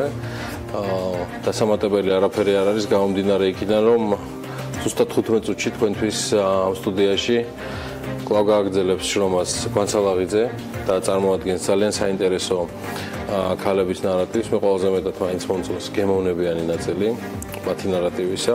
წარმატებები გვანცას და რა თქმა უნდა წარმატებები ელენე კვანჭილაშვილის. დღეს ელენეს გადაცემა იქნება მხოლოდ 3 საათზე, რადგან საღამოს სპეციალური ეთერი თავისი ასე ვთქვათ კონცერტებით და 26 მაისის აღნიშნული ღონისძიებებით იქნება პირველის ეთერით. მოკლედ ასე, კიდევ ერთხელ გილოცავთ დამოუკიდებლობის დღეს, მართლაც დამოუკიდებლები ყოფილიყავით. განსაკუთრებით ეკონომიკურად და ფინანსურად. ეს არის გარკვეულწილად გარანტი იმისი, რომ ძლიერი ეკონომიკით ჩვენ შევძლებ ყველანაირი სხვა ტიპის დამოუკიდებლობის მხოლოდ მოძლიერებას, რასაც გულით და სულით გისურვებთ თქვენ. წარმატებული დღე. აუცილებლად დაათვალიერეთ რუსთაველი. ნინი ლონგურაშვილს კიდევ ერთხელ რომ დაუბრუნდეთ, ეს კიდევ ერთხელ ქონდა შესაძლებლობა ამ შემთხვევაში რომ გვაქვს საშუალება რომ ნინის კიდევ ერთხელ დაუბრუნდეთ. გემშვიდობებოდ და არაო. 2 წუთით მოვიცადეთ. აი ნინიც გამოჩნდა, რომელიც ახლა როგორც ხვდები, პირველი გიმნაზიის სეზონშია. ნინი კიდევ ერთხელ დილამშვიდობის, მანდ რა ხდება? დილამშვიდობისა კიდევ ერთხელ პირველი გიმნაზიის სკოლის მიმდებარე ტერიტორიაზე გადმოვინაცვლეთ. აქ საკმაოდ დატვირთული არის აქ ტერიტორია, როგორც პირველკლასელები, ისე 4 წლიდან დაწყებული, მოკლედ 18 წლამდე ბავშვები არიან აქ მოსულები, რომლებიც ხატავენ, აფერადებენ, სხვადასხვა ღონისძიებებში იღებენ მონაწილეობას. მე ახლა ერთ-ერთ პატარა გოგოსთან მივალ კითხვით. გამარჯობა. შენი სახელი მითხარი? მარი. მარი, რას აკეთებ აქ? ვაფერადებ. რას აფერადებ? ქარხანას. ქარხანას? შენ იცი დღეს რა დღეა? რა დღეა? დამოუკიდებლობის დღე. ყოჩა. აი ესეთი კარგი ბავშვები გვეზრდებიან. მე ახლა გადავინაცვლებ ხელნაწერთა ეროვნული ცენტრის ტერიტორიაზე, სადაც 3 სტენდი არის წარმოდგენილი. აქ მოსულ დამთვალიერებელს და ბავშვებს შესაძლებლობა აქვთ, რომ ვეფხისტყაოსნის სხვადასხვა ნუსხიდან ამოღებული მინიატურები გააფერადონ. ასევე აქ არიან რესტავრატორები, პატარა ბავშვები, რომლებიც ახალ ფურცლებს აძველებენ და ასევე აქ არიან კალიგრაფები. გამარჯობა გვანცა. ჩვენ ახლა პირდაპირ ეთერში ჩაგვერთვება გვანცა ბოჭორიშვილი, ხელნაწერთა ეროვნული ცენტრის წარმომადგენელი, რომელიც დეტალურად გვეტყვის თუ რისი შესაძლებლობა ექნებათ აქ ბავშვებს. ანუ მოგესალმებით, ჩვენი 3 სტენდი ანუ წარმოდგენილი, 3 კარავი. აქ ხდება, რომ გადაიღოთ, მინიატურების გაფერადება, ვეფხისტყაოსნიდან, სხვადასხვა ნუსხებიდან ამოღებულია მინიატურები და სურვილის მიხედვით გააფერადებენ. გარდა მაგისა არის კიდევ ელექტრონული პროგრამა, როგორ იქნება ხელნაწერი წიგნი, ანუ ამის გაკეთება შეუძლიათ პირველ კარავში.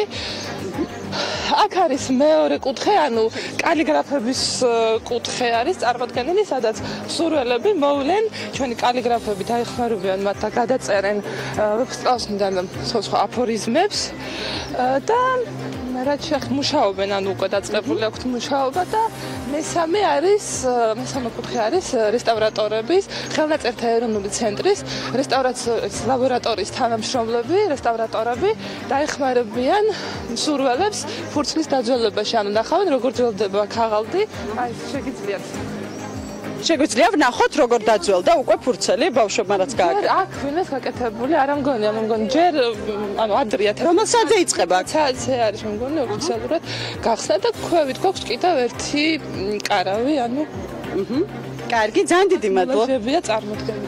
ძალიან დიდი მადლობა რომ იყავით დილიდან ჩვენთან ერთად. როგორც გვანცამ აღნიშნა, აქ მოსულ ბავშვებს საკმაოდ დატვირთული სხვადასხვა სივრცეში ექნებათ შესაძლებლობა როგორც დახატონ, ისე გააფერადონ, ქაღალდები დააძველონ. ჩვენ ასევე შეგვიძლია სხვადასხვა სკოლის ბავშვებს დაუსვათ კითხვა. აქ არის წარმოდგენილი განათლების სამინისტროს მიერ სხვადასხვა სტენდი, სადაც სხვადასხვა ნაკეთობებს აკეთებენ ბავშვები. მე ახლა შევეცდები რომელიმე მათგანთან მივიდე და ასევე მასწავლებელი ჩავწეროთ. გამარჯობა, დილამშვიდობისა, ქალბატონო ნინო. რო გითხრათ აქ ბავშვები რას წარმოადგენენ დღეს? კი ბატონო.